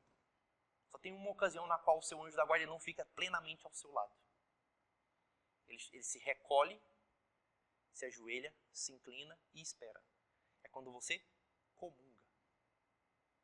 Quando há a comunhão, o que acontece? O anjo ele se inclina diante de você.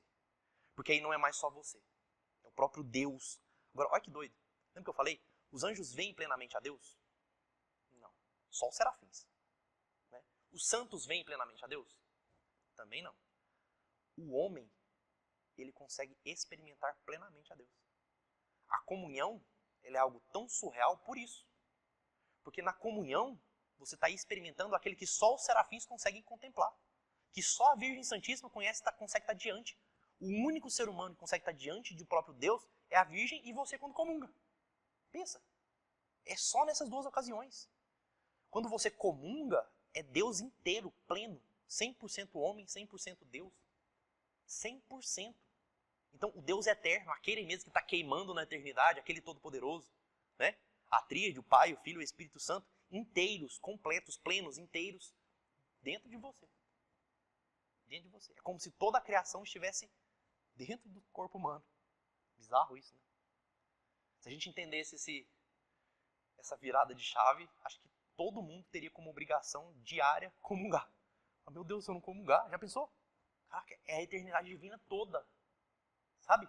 É o resumo da história humana dentro de mim. O resumo da história humana não. O resumo da história eterna, do próprio Deus. Dentro de mim. Pois é. É por isso que na comunhão é o único momento em que o seu anjo da guarda, ele necessariamente se afasta. Se afasta por quê? Porque até o próprio anjo reconhece a plena dignidade divina dentro do ser humano. Ele se afasta, se prostra e espera. Espera que aquilo seja consumido dentro do corpo humano. Né? Seja 100% consumido ali dentro. O sacrifício seja feito dentro do corpo humano. Entenderam? É bonito, né? Essa linguagem poética da comunhão.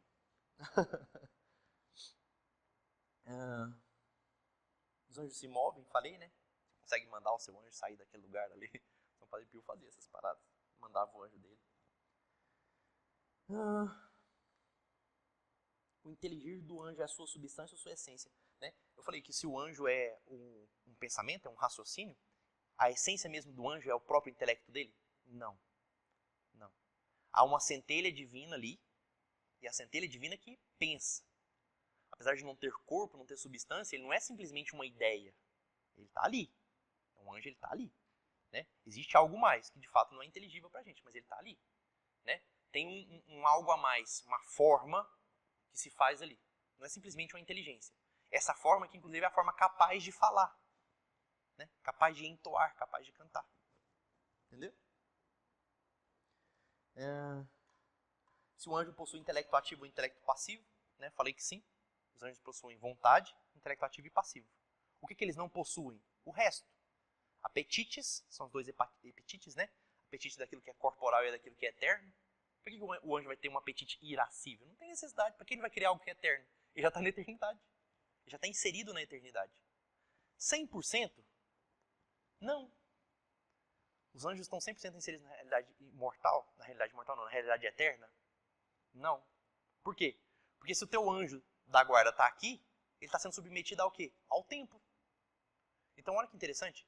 O tempo, ele se desfaz conforme a gente sobe a cadeia angélica. Os serafins que contemplam a Deus estão fora do tempo. Estão completamente fora do tempo. E o seu anjo da guarda, que contempla o homem, está dentro do tempo. Ele está inserido no tempo. O tempo está passando para ele também. A realidade temporal, ela se consome conforme eu subo a hierarquia angélica. Estranho isso, né? Ou seja, o tempo é como se ele fosse se desfazendo. Não são todos os anjos que estão na eternidade. Alguns anjos não estão na eternidade. Alguns anjos, o seu anjo da guarda, por exemplo, ele não está na eternidade. Ele está inserido aqui. Ainda que ele não seja consumido corporalmente, ele está experimentando da passagem do tempo. Lógico que sim. Se ele está aqui agora, entende? A realidade temporal se faz nele. Isso responde uma pergunta que tem ali na frente. Os anjos conhecem o futuro? Não. O seu anjo não. O serafim conhece? Conhece. Ele está contemplando a Deus. Ele está vendo a verdade diante dele. Ele já não tem mais a realidade temporal. Aquelas classes mais altas, os serafins, os querubins, os tronos, não. E esses que estão mais baixos? Sim. Quando a gente morre, por onde é que a gente vai? O que acontece com o nosso anjo?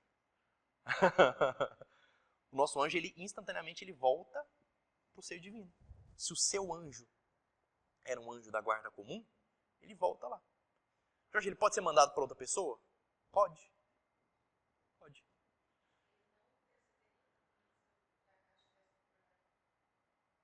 Ah, excelente pergunta. O meu anjo da guarda, depois que eu morri, eu fui para o purgatório. Né? Morri, tinha meus pecados lá, não fui direto para o inferno, né? Mas fui para o purgatório. O meu anjo intercede por mim? Ele intercede por você, mas não do mesmo jeito. Entende? Ele vai pedir para você enquanto alma do purgatório, não para você especificamente. Entende? Ele não vai pedir pela alma da Laís, ele vai pedir pelas almas do purgatório. Essa é a diferença da realidade. Entende? Porque a partir do momento que você morre, rompe-se a obrigação angélica. Imediatamente. O compromisso do seu anjo da guarda é o quê? Qual é o compromisso dele? Reger, guardar, governar e iluminar. Se você morreu, não tem como ele fazer mais isso. Não tem jeito mais de fazer. Nenhum desses 4. Entende? Encerra-se ali a simbologia angélica. O anjo volta. E ele vai receber outra ordem. É por isso que às vezes a esposa perguntou uma vez. Aí eu rezo pro anjo do Padre Pio. Não dá para você rezar pro anjo dele. Se ele já foi pro céu, o anjo dele está fazendo outras coisas agora. Já não é mais o anjo dele. Os anjos dos santos já estão fazendo outro papel. Tem uma pergunta interessante. Quem responde essa pergunta é o próprio São Tomás. Na Suma contra os Gentios. Essa pergunta não está respondida na Suma Teológica. Ele pergunta a respeito dos anjos, se todos os anjos da guarda são sempre anjos normais. E ele diz que não. Existem pessoas com papéis determinantes diante da história da humanidade que podem receber outros anjos, inclusive ao longo da sua história. Seres humanos que ao longo da sua história tinham um anjo da guarda, aquele anjo da guarda troca. Ele recebe enquanto um anjo, tinha um anjo dele, ou fica com mais de um anjo também. É possível de uma pessoa ter mais de um anjo da guarda também? É. Por exemplo, se uma pessoa se torna um governante, eu vou ter o meu anjo da guarda e provavelmente um outro anjo junto, um principado, por exemplo. Entende? Um outro principado para acompanhar os governantes. Só pelo cargo que você ocupa vai ter um anjo. Eu sou médico. Você vai ter um anjo da guarda e um anjo daquele que vai, de fato, colaborar, interceder e junto à sua profissão, enquanto médico. Entende? Isso é plenamente possível. É por isso que os anjos da guarda de alguns santos eram mesmo diferenciados de alguns grandes santos. São Francisco, Padre Pio, né? Os anjos da guarda desses santos eram de fato diferenciados. Nossa Senhora tinha anjo da guarda? O que vocês acham? Não tinha. Santo Alberto Magno fala que não. Santo Alberto Magno fala que não. Por quê? Por quê? É aquele mesmo movimento da comunhão. Não há necessidade. Ela já partilhava plenamente da comunhão com Deus. Não há necessidade dela ser regida, guardada, iluminada, governada. Não tinha essa necessidade. Ela não tinha pecado. A alma dela já estava essencialmente inclinada à eternidade. Entende? Se ela não tinha um pecado original, é como se ela não soubesse do certo e errado. Só existiu o certo para ela. Sempre existiu só o certo. Olha eu falando de novo, calma. Vou chegar nela ainda, tô falando dela antes da hora. Vai ter uma noção sobre ela. Entenderam ou não? Derramei água. O anjo conhece a si mesmo? Logicamente que sim. Né? Ele sabe quem é ele e ele conhece outros anjos, assim como conhece outros demônios. A natureza angélica ela é possível fazer isso. Né? Ela conhece os outros anjos, reconhece outro anjo. Já imaginou? Uma pessoa que tem muita intimidade com seu anjo da guarda é uma pessoa que consegue conhecer, né, como é que estão outras almas através do anjo da guarda. Padre Pio tinha isso. A famosa confissão do coração. Ele sabia o que a pessoa estava sofrendo sem que ela abrisse a boca. Como que ela conseguia isso? Porque o anjo da guarda dele contava. Como criar essa intimidade com o nosso anjo da guarda, né?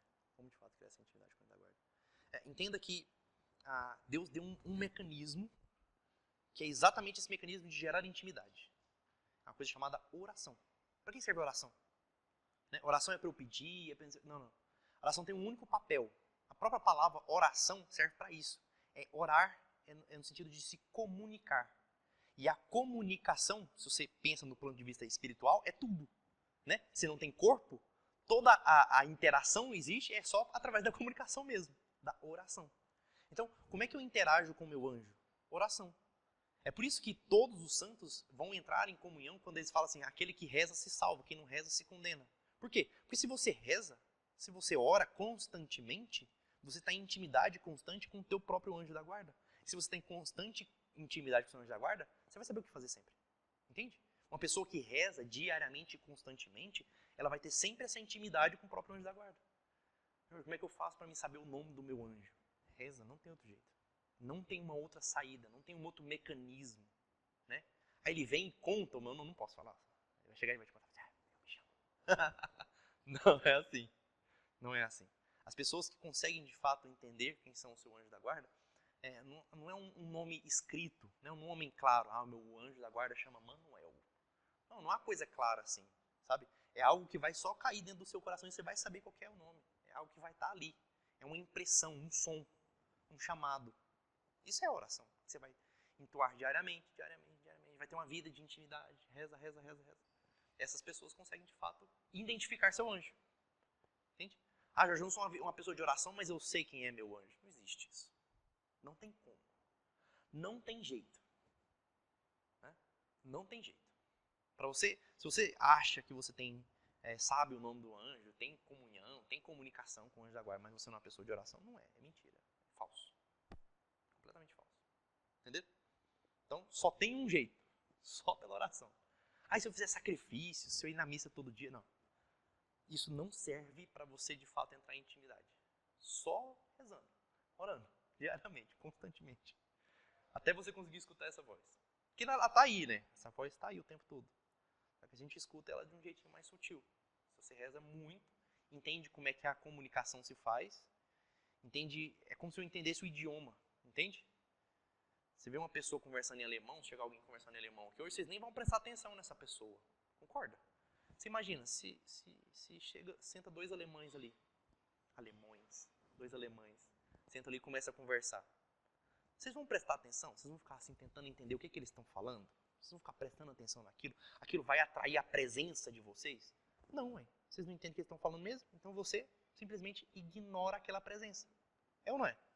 Daqui a pouco, mesmo que eles estejam conversando ali, você vai ignorar aquela presença. De vez em quando você vai dar uma prestada de atenção, mas não te prende, não te chama. A linguagem angélica é exatamente assim. Se você não consegue entender qual é a língua que o seu anjo está falando, o idioma que ele está falando, você ignora a existência dele, a presença dele. Uma pessoa que de fato aprende o mesmo idioma, sabe essa linguagem, é uma pessoa que presta atenção o tempo todo. Ela está o tempo todo tentando escutar. A gente não é assim, né? A gente não está o tempo todo tentando escutar o que eles estão falando. A gente até esquece. Quando alguém fala assim, anjo da guarda, você fala, mesmo, eu tenho um. Já ouvi falar. De vez em quando acho que eu vejo ele por aí. Pois é, ele está ali o tempo todo. Só que se a gente não entende o idioma dele, ele vai ficar falando ali, falando, e você ignorando. Passando. Entendeu? É assim que funciona. Agora, Se eu consigo ter uma vida diária de oração, rezar sempre. Sempre que eu vou fazer alguma coisa, eu pedi. Vai se realizar aqueles pedidos? Não, não vai. Não é assim que funciona. Não é só porque você pede que vai realizar. Mas ao pedir insistentemente, ao rezar insistentemente, o que começa a aparecer? A linguagem. Você começa a dominar a linguagem. Você começa a falar alemão. Você começa a entender o que ele está falando. E ao entender o que ele está falando, você sabe qual é o caminho. É só isso. Entenderam? É para isso que serve a oração. É para isso que serve a oração. Não é para eu sair pedindo para Deus, Deus me dá um carro novo. Não, não é. Ele não vai dar um carro novo. Não é assim que funciona. Mas ao você pedir sempre, me ajuda, me ilumina, me guarda, me rege, me governa, insistentemente você começa a escutar a voz. Aí vai te falar, esse é o caminho certo, esse não é. Isso daqui vai dar merda. Por aqui vai dar bom. Só isso. Entenderam? É para isso que serve a oração. É para que ficar claro o que é que está acontecendo. Uma mãe perde uma criança. Ela se perde completamente. Ela se desespera. Meu Deus, eu perdi uma criança. Eu perdi um filho. Por que isso aconteceu? Aí ela reza.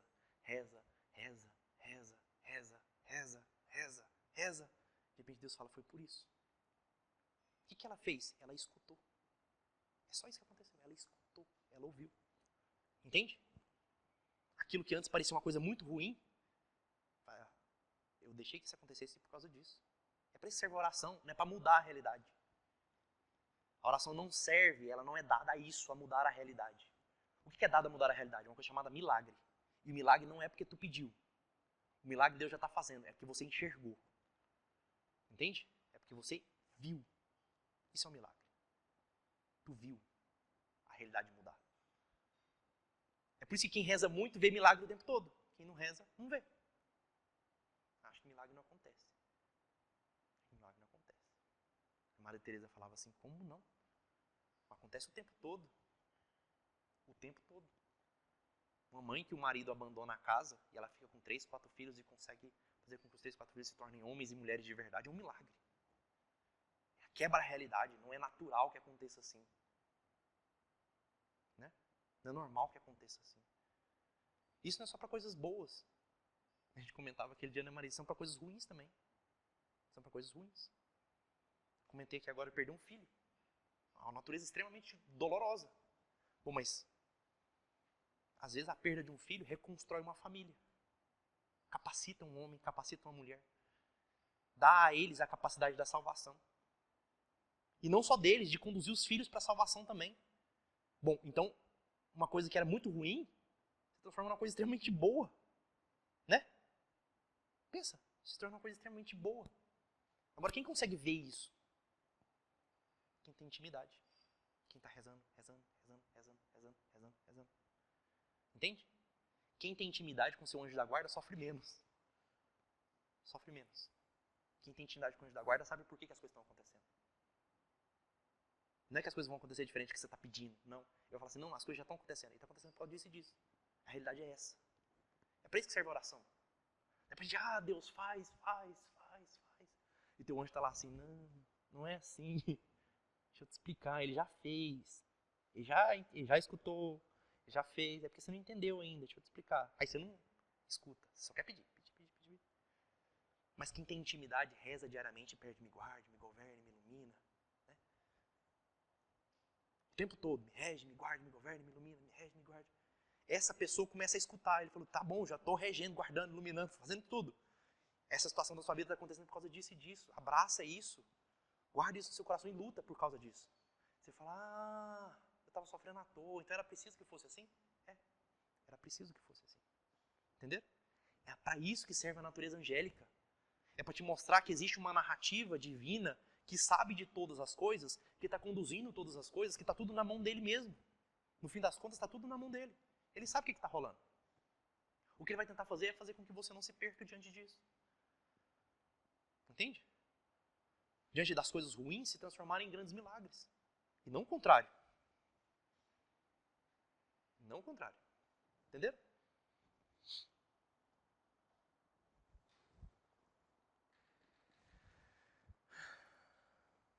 Os anjos têm livre-arbítrio?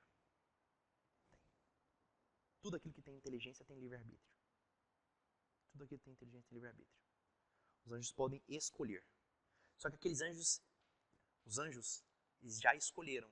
Os anjos hoje já escolheram. Na criação eles podiam escolher. Havia-se aquela primeira potência não satisfeita. Os anjos são 100% atos? Eles são capazes de tudo e fazem tudo? Não. Só Deus é ato puro. Só Deus é o ato eterno. Eles não são capazes de tudo. Né? Eles têm potências. Por isso que tem anjos menores e anjos maiores. Os anjos amam a si mesmos? Sim.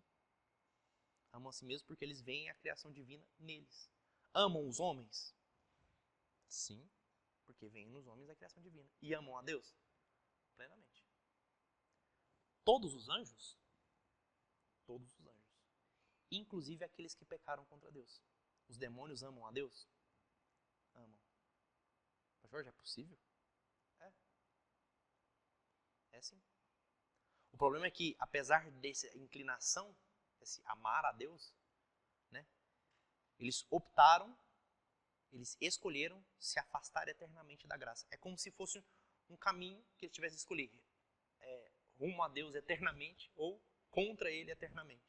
Eles viram e precipitam-se eternamente. Deixa eu fazer uma pergunta que é interessante. Vou até ler aqui. O diabo, ele quis ser Deus? Ele quis ser como Deus? Afinal de contas, o nome Miguel significa exatamente isso, né? O arcanjo que expulsa o diabo do céu. Miguel é ninguém como Deus. Significa isso. O termo Miguel, ninguém como Deus. Então, o pecado do diabo foi isso, né? Querer ser como Deus. Mas não é isso que a gente quer? Não é se assemelhar a Deus? Acontece que querer se assemelhar a Deus pela graça dele é divino. Querer se assemelhar a Deus pela minha graça própria é soberba. É por isso que a soberba é o pior dos pecados.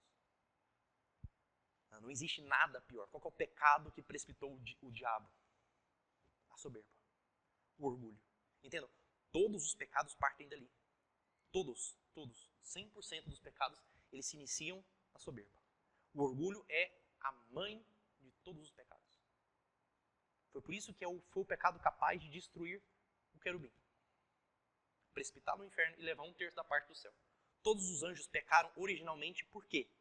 Por duas coisas. Primeiro, orgulho. Primeira coisa pelo qual os anjos pecaram, orgulho. E o segundo pecado angelical, a inveja. A inveja é querer que aquilo que o outro alcançou seja destruído. Isso é inveja. Inveja é isso. É desejar o fim do outro, o fim espiritual do outro. Aquilo que ele obteve seja destruído. Os anjos, né, eles invejam plenamente, os demônios, eles invejam plenamente os anjos que ficaram.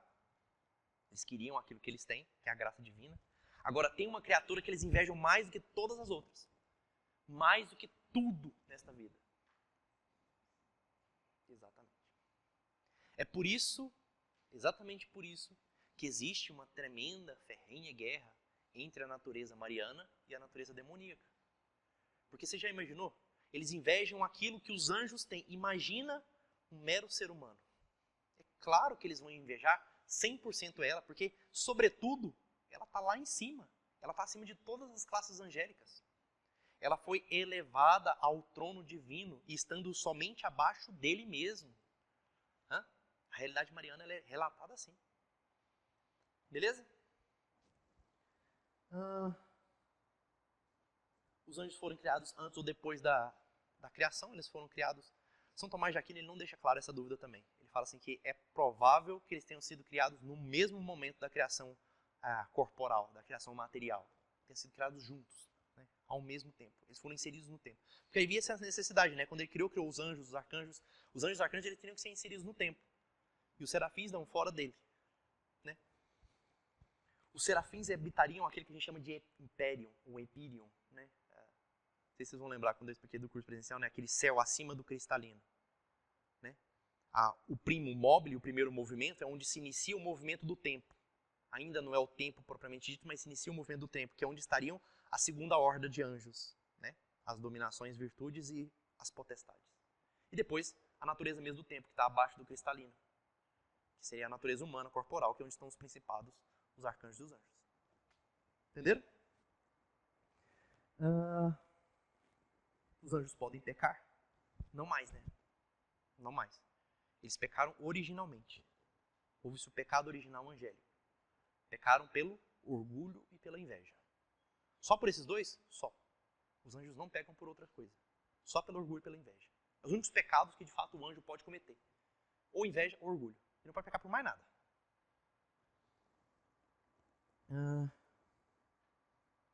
E os demônios são naturalmente maus? Não, eles não foram criados maus, obviamente que não. Eram todos anjos. Né? 1/3 deles escolheu deliberadamente pecar pelo orgulho, segundamente pela inveja. E foram precipitados fora da graça divina. O que é um inferno? O inferno é um local totalmente amputado da graça divina. E o que é a graça divina? É a vida mesmo. É o sustento da vida, é a substância mesmo da eternidade. Então eles estão amputados disso. Eles estão se afastando eternamente de Deus. O diabo pode se arrepender? Segundo São Tomás de Aquino, não. Segundo São Tomás de Aquino, não. São Bernardo de Claraval fala assim que se fosse possível o arrependimento do demônio, somente a Virgem Santíssima seria capaz dessa graça. Mas não, não é possível. O demônio não pode se arrepender. Entende? Não é igual ao ser humano, que peca, se arrepende, se culpa, né? Se arrepende, pede perdão e volta. A natureza angélica não tem isso. A natureza angélica, eles pecaram originalmente pela inveja e pelo orgulho. Não tem volta. Já era. Estão eternamente condenados. O inferno é esse, é o local de condenação eterna, onde não tem mais volta. Então os demônios não têm como voltar. Assim como aqueles que foram condenados. A raça humana, os humanos, nós, que morremos em desgraça. Desgraça, a palavra desgraça é isso. Morrer em desgraça, eu já estou fora da graça ainda aqui, na realidade corporal. Né? Se eu estou na realidade de graça, na realidade corporal, eu fui agraciado pela graça, pela realidade divina, eu morro, vou para o purgatório, eu vou para o céu. Mas se eu morri em desgraça, em pecado mortal, se eu escolhi deliberadamente me afundar para sempre, quando eu morro, aquilo que sobra, o meu nome, a minha essência, o meu intelecto ativo, o meu intelecto passivo e a minha vontade, eles são precipitados no inferno. Que é esse local de desgraça, da completa ausência da graça divina. Por isso que ele é representado como escuro, como não sei o quê, né? Local de condenação. Entenderam? Beleza? É isso. Espero que vocês tenham entendido bem. Se tem alguma pergunta, mais alguma pergunta? Complexa, complicada? Não sei se eu consegui responder todas. Essas são as principais dúvidas, inclusive o professor São Tomás de Aquino levanta. Uhum.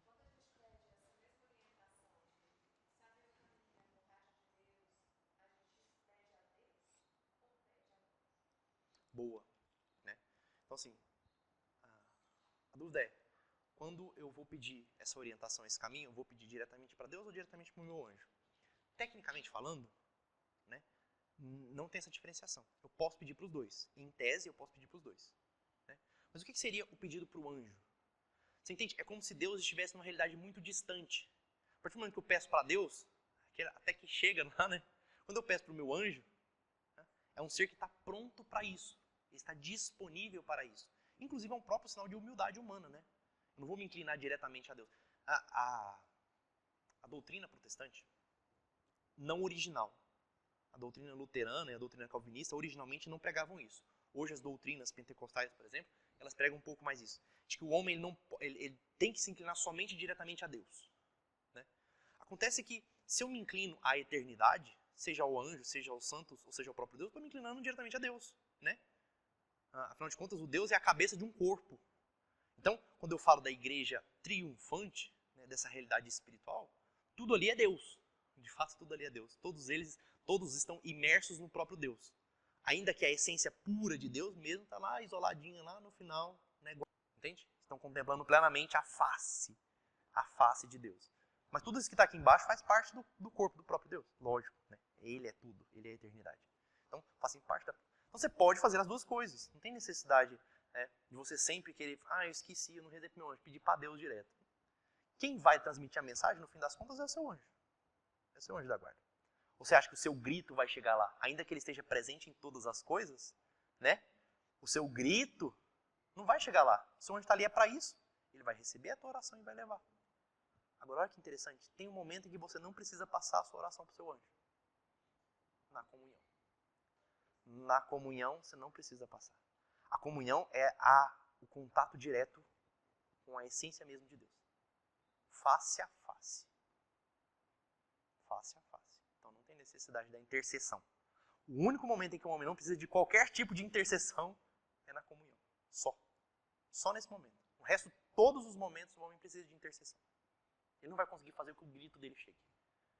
Mas na comunhão, sim. Na comunhão, a sua oração não precisa ser dirigida a mais ninguém. Literalmente, mais ninguém. Não precisa pedir para o meu anjo, meu anjo, não sei o quê. Não, é Deus está ali. Pode falar com ele. Ele está com o ouvido colado em você. Literalmente. Entendeu? Diga.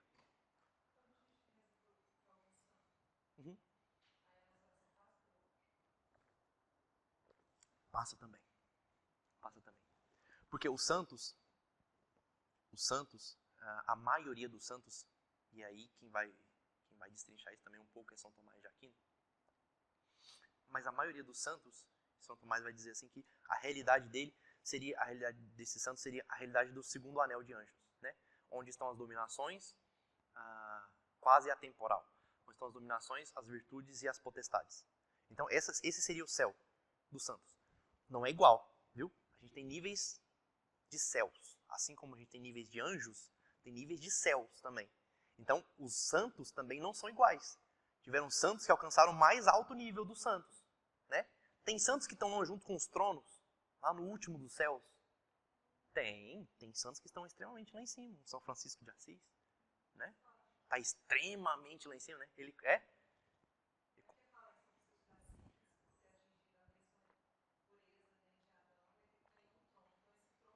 Isso, exatamente. Ele faz parte da realidade dos tronos, entende? Ele não ganhou um grande trono lá, ele sentou lá, São Francisco, aquela batinha dele lá, ele sentou e falou, nossa, que trono bonito, né? De ouro. Não é esse trono. É a realidade dos tronos. Ele faz parte desse coro que ancora a própria eternidade. O Imperium, né? São Francisco está ali. São Francisco está lá. Né? Tem santos que estão mais baixos. Geralmente, aqueles grandes santos que realizam os grandes milagres são aqueles santos que estão nessa segunda cadeia de anjos, né? Nessa segunda cadeia do céu. Já ouviram aquela expressão? Vai para o quinto dos infernos. Assim como tem níveis de céu, tem níveis de inferno também. Né? Quando a gente lê a Divina Comédia, né? A Divina Comédia de Dante, e ele vai elencando os infernos e os céus, né? Ele vai falar exatamente disso, que existem níveis também, tanto no inferno quanto no céu. E pro quinto dos infernos seriam os infernos mais baixos lá, né? Onde seriam os demônios tipo virtudes. Né? O quinto dos infernos é onde estão os demônios tipo virtudes. Entendeu? Então os demônios bem baixos. Né? O último dos infernos seria o oitavo dos infernos, tecnicamente, né? Porque a gente não tem serafins que se tornaram demônios. Então seria o inferno dos querubins, que é onde está o próprio Lúcifer. Entenderam? Mais ou menos isso.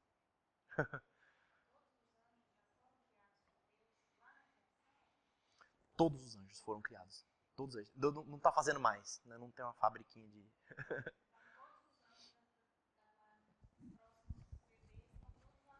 Todos prontos. Esperando.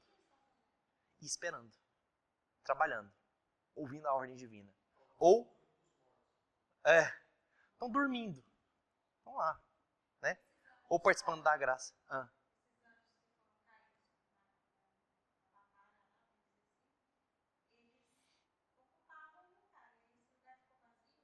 Isso, boa pergunta, né? Esse local onde eles foram, esse dever, né, que eles tinham ali, ficou vazio, ficou vago, né? Ficou.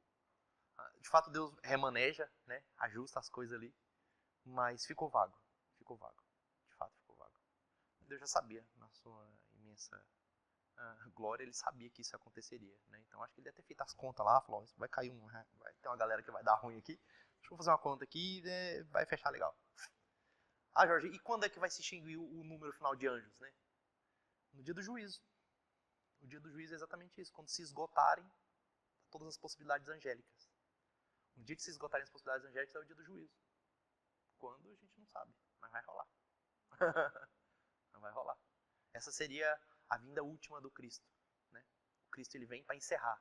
É como se nascesse a última criança, o último anjo fosse designado, o Cristo aparece e fala, ó, galera, acabou, fiz a conta aqui, deu bom, né? Fiz tantos, usou tantos, teve uma galera que caiu ali, a gente já tinha contabilizado.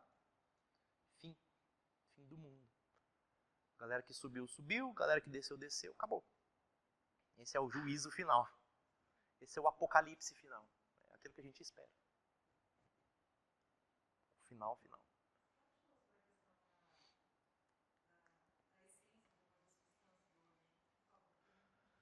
A substância é porque realmente é complicado mesmo. Você tem razão.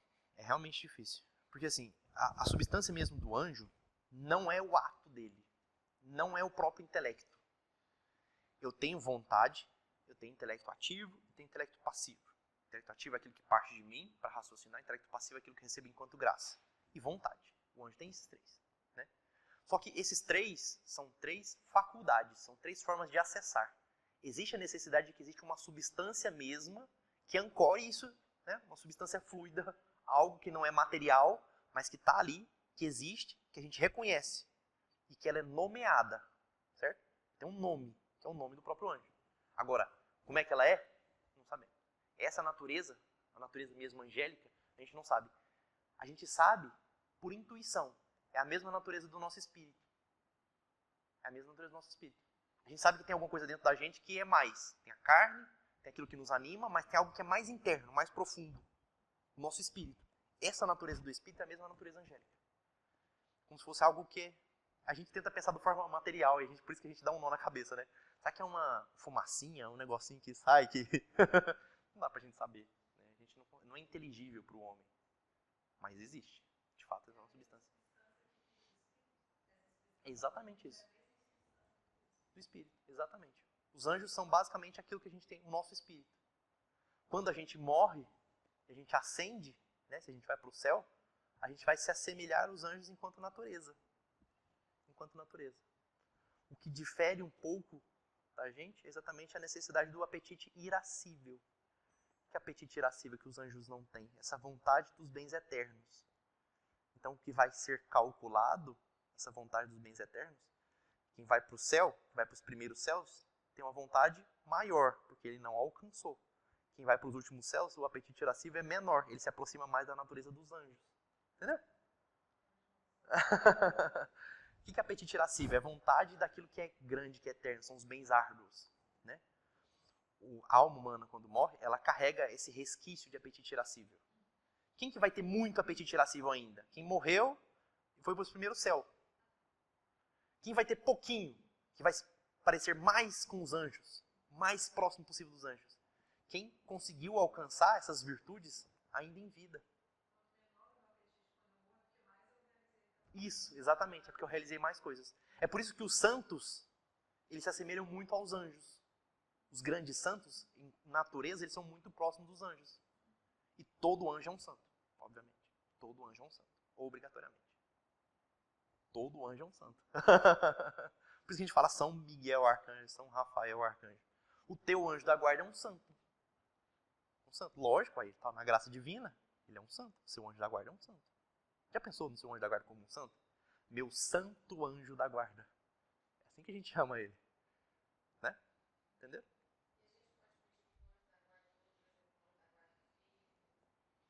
Pode. Pode sim. Pode sim.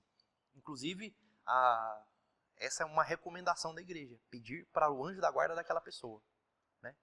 Então, não necessariamente pedir para a pessoa, mas pedir para o anjo da guarda daquela pessoa. Né? Eu queria pedir, santo anjo da guarda do meu filho. Né? Governa, rege, guarda, ilumina. Né? Mantenha essa afastada das tentações. Né? Seja a voz doce no ouvido dele, falando para ele fazer as coisas boas. Que ele escute mais as suas vozes do que a voz do demônio. Entendeu? Tem uma realidade interessante, que, via de regra, o homem ele é mais firmemente acompanhado por demônios do que por anjos. Isso é meio complicado de explicar. Tem alguns doutores da igreja que falam sobre isso, mas apesar do número de demônios ser muito menor, a gente, quem acompanha diariamente a gente, é o nosso anjo da guarda. Um anjo da guarda, um para cada. Mas a realidade demoníaca não, como eles não têm alguém, né, não tem o seu demônio da guarda. Então pode vir mais de um demônio. Se você é uma pessoa que reza muito, se você é uma pessoa que ajuda outras pessoas, se você é uma pessoa que ajuda outras pessoas a serem salvas, olha a cagada. Já pensou? Você estaria ajudando um monte de gente a ser salvo. Você é um padre muito santo, uma família muito santa, um homem muito santo que está fazendo com que as pessoas sejam salvas, reatar os casamentos, as pessoas pedirem perdão, sabe? Ajuda a fazer caridade. Essas pessoas, o que acontece? Elas vão ser mais tentadas, lógico. Aí não vai ser um demônio só que vai tentar, ele vai ser 2, 3, 10, 20. Né? Entende? Quanto mais santa a pessoa é, mais tentada ela vai ser, obviamente. Obviamente. Aí, coitado do seu anjo da guarda, né? Ele fica tentando falar, mas fica mais difícil de escutar. É isso que São João da Cruz fala no poema da Noite Escura. Exatamente dessa realidade. A pessoa que alcança um certo grau de santidade em que fica seca, ela não consegue mais ouvir a voz divina. Grandes santos da igreja relataram isso. A pessoa reza tanto, ela se inclina tanto, ela faz tanto, que chega um ponto em que fica seco, completamente árido. E não escuta mais a voz de Deus. Jorge, como assim? Grandes santos passaram por isso. Grandes santos passaram por isso. De não escutar mais a voz divina. Não escutar mais a voz divina, entre aspas, é não escutar mais a voz do próprio anjo da guarda. Né? O anjo dele parou de se comunicar com ele. Por quê? Porque a voz demoníaca é tão alta que ele já não escuta mais o anjo. E aí ele tem que se decidir por ele. Né? Diante daquela noite escura, ele decide-se por continuar, ainda que ele não sinta mais. É o poema da Noite Escura de São João da Cruz. É isso que ele está falando. Isso. É o continuar independente disso. Entenderam? Mais dúvidas? Então tá bom. É isso. Obrigado. E depois a gente fala sobre Nossa Senhora.